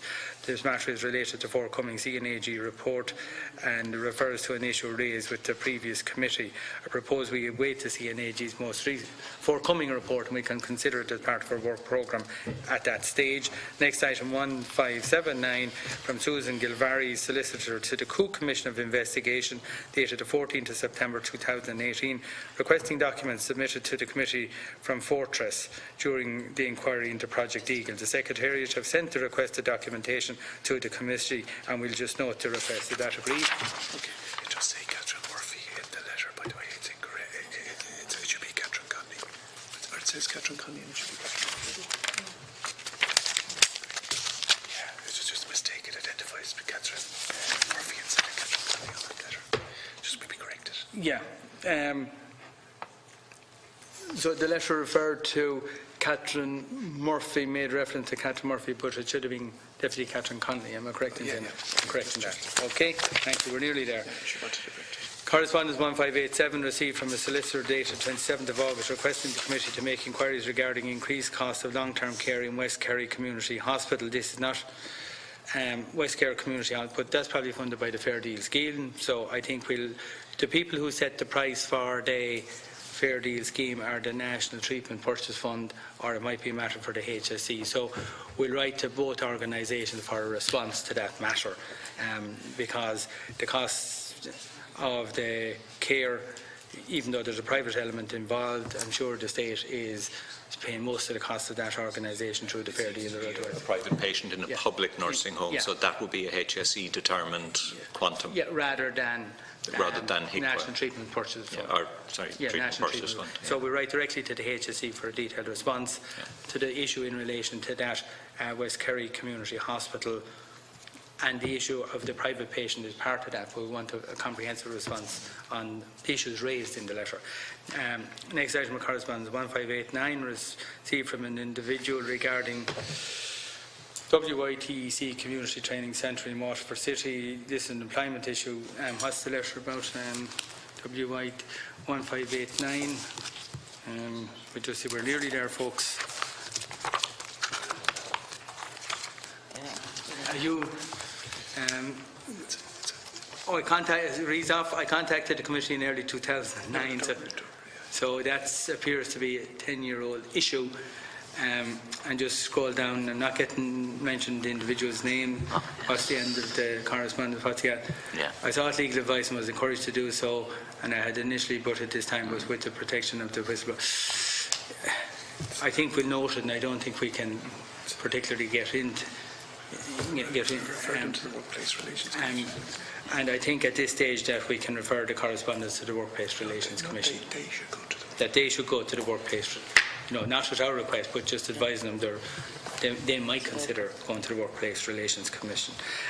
Correspondence 1592 from an individual dated 20th of September advising the committee regarding previous access by the CNAG to information in relation to presidential expenses. Noted, no discussion. Other items not circulated. Correspondence 1545 is from a coordinator of the Chartered Accountants Voluntary Advice Service dated 22nd of August, who is making inquiries on behalf of an individual regarding access to funds in a particular bank account.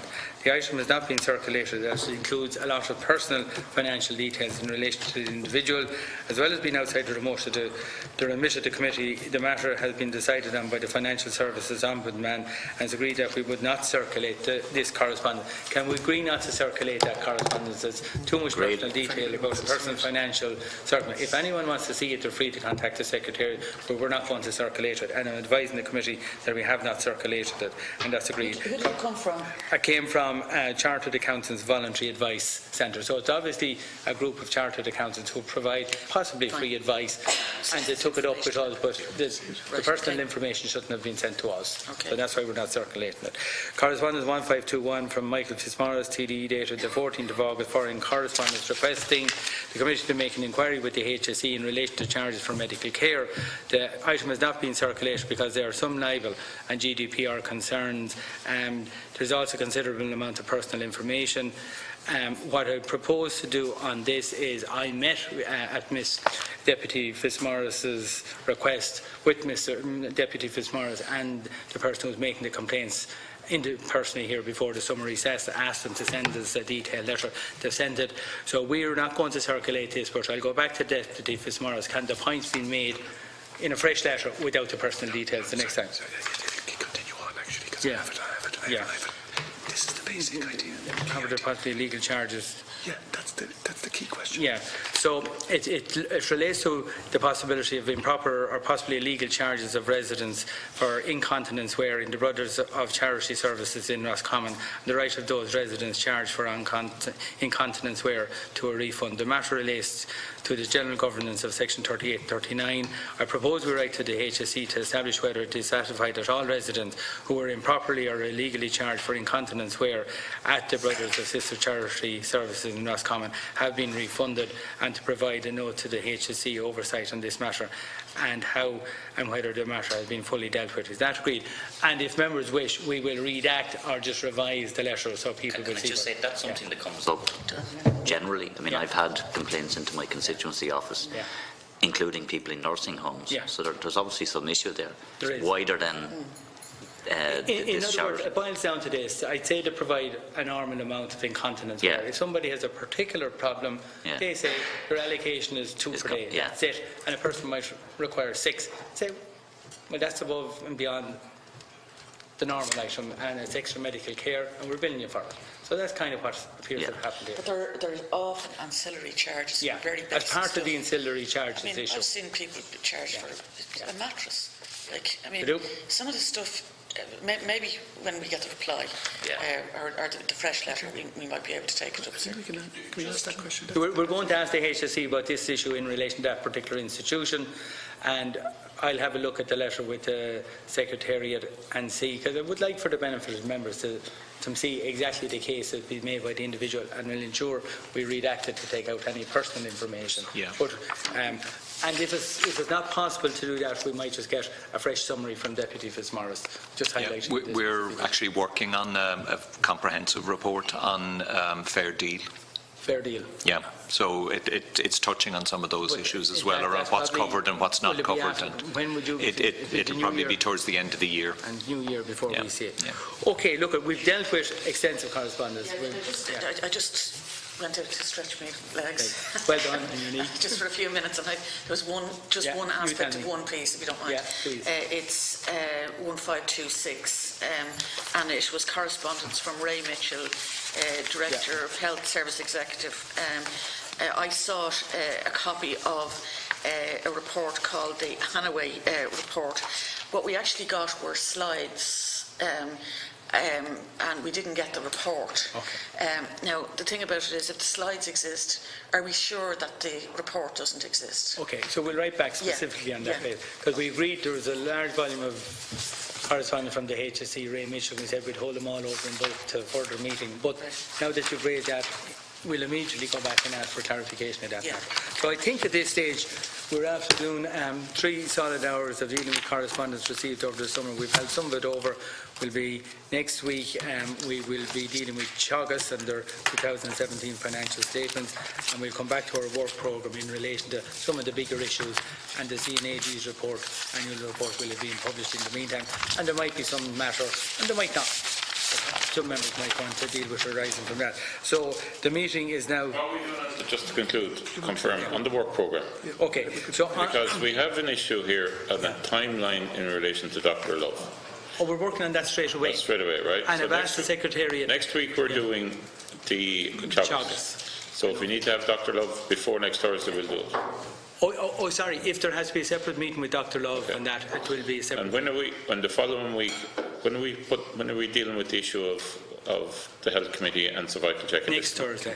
Yeah, or part of our work. So in other words, we're not discussing work programme today, because the next 2 weeks' work is laid out. CNAG's report will be out. We might want there might be something in that you want to discuss, and the work programme of cervical check and all those issues.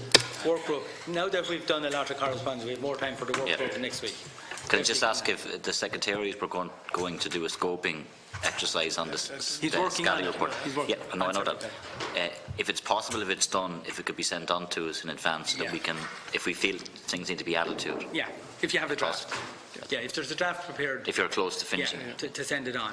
Okay, so the meeting is adjourned until Sina Dia.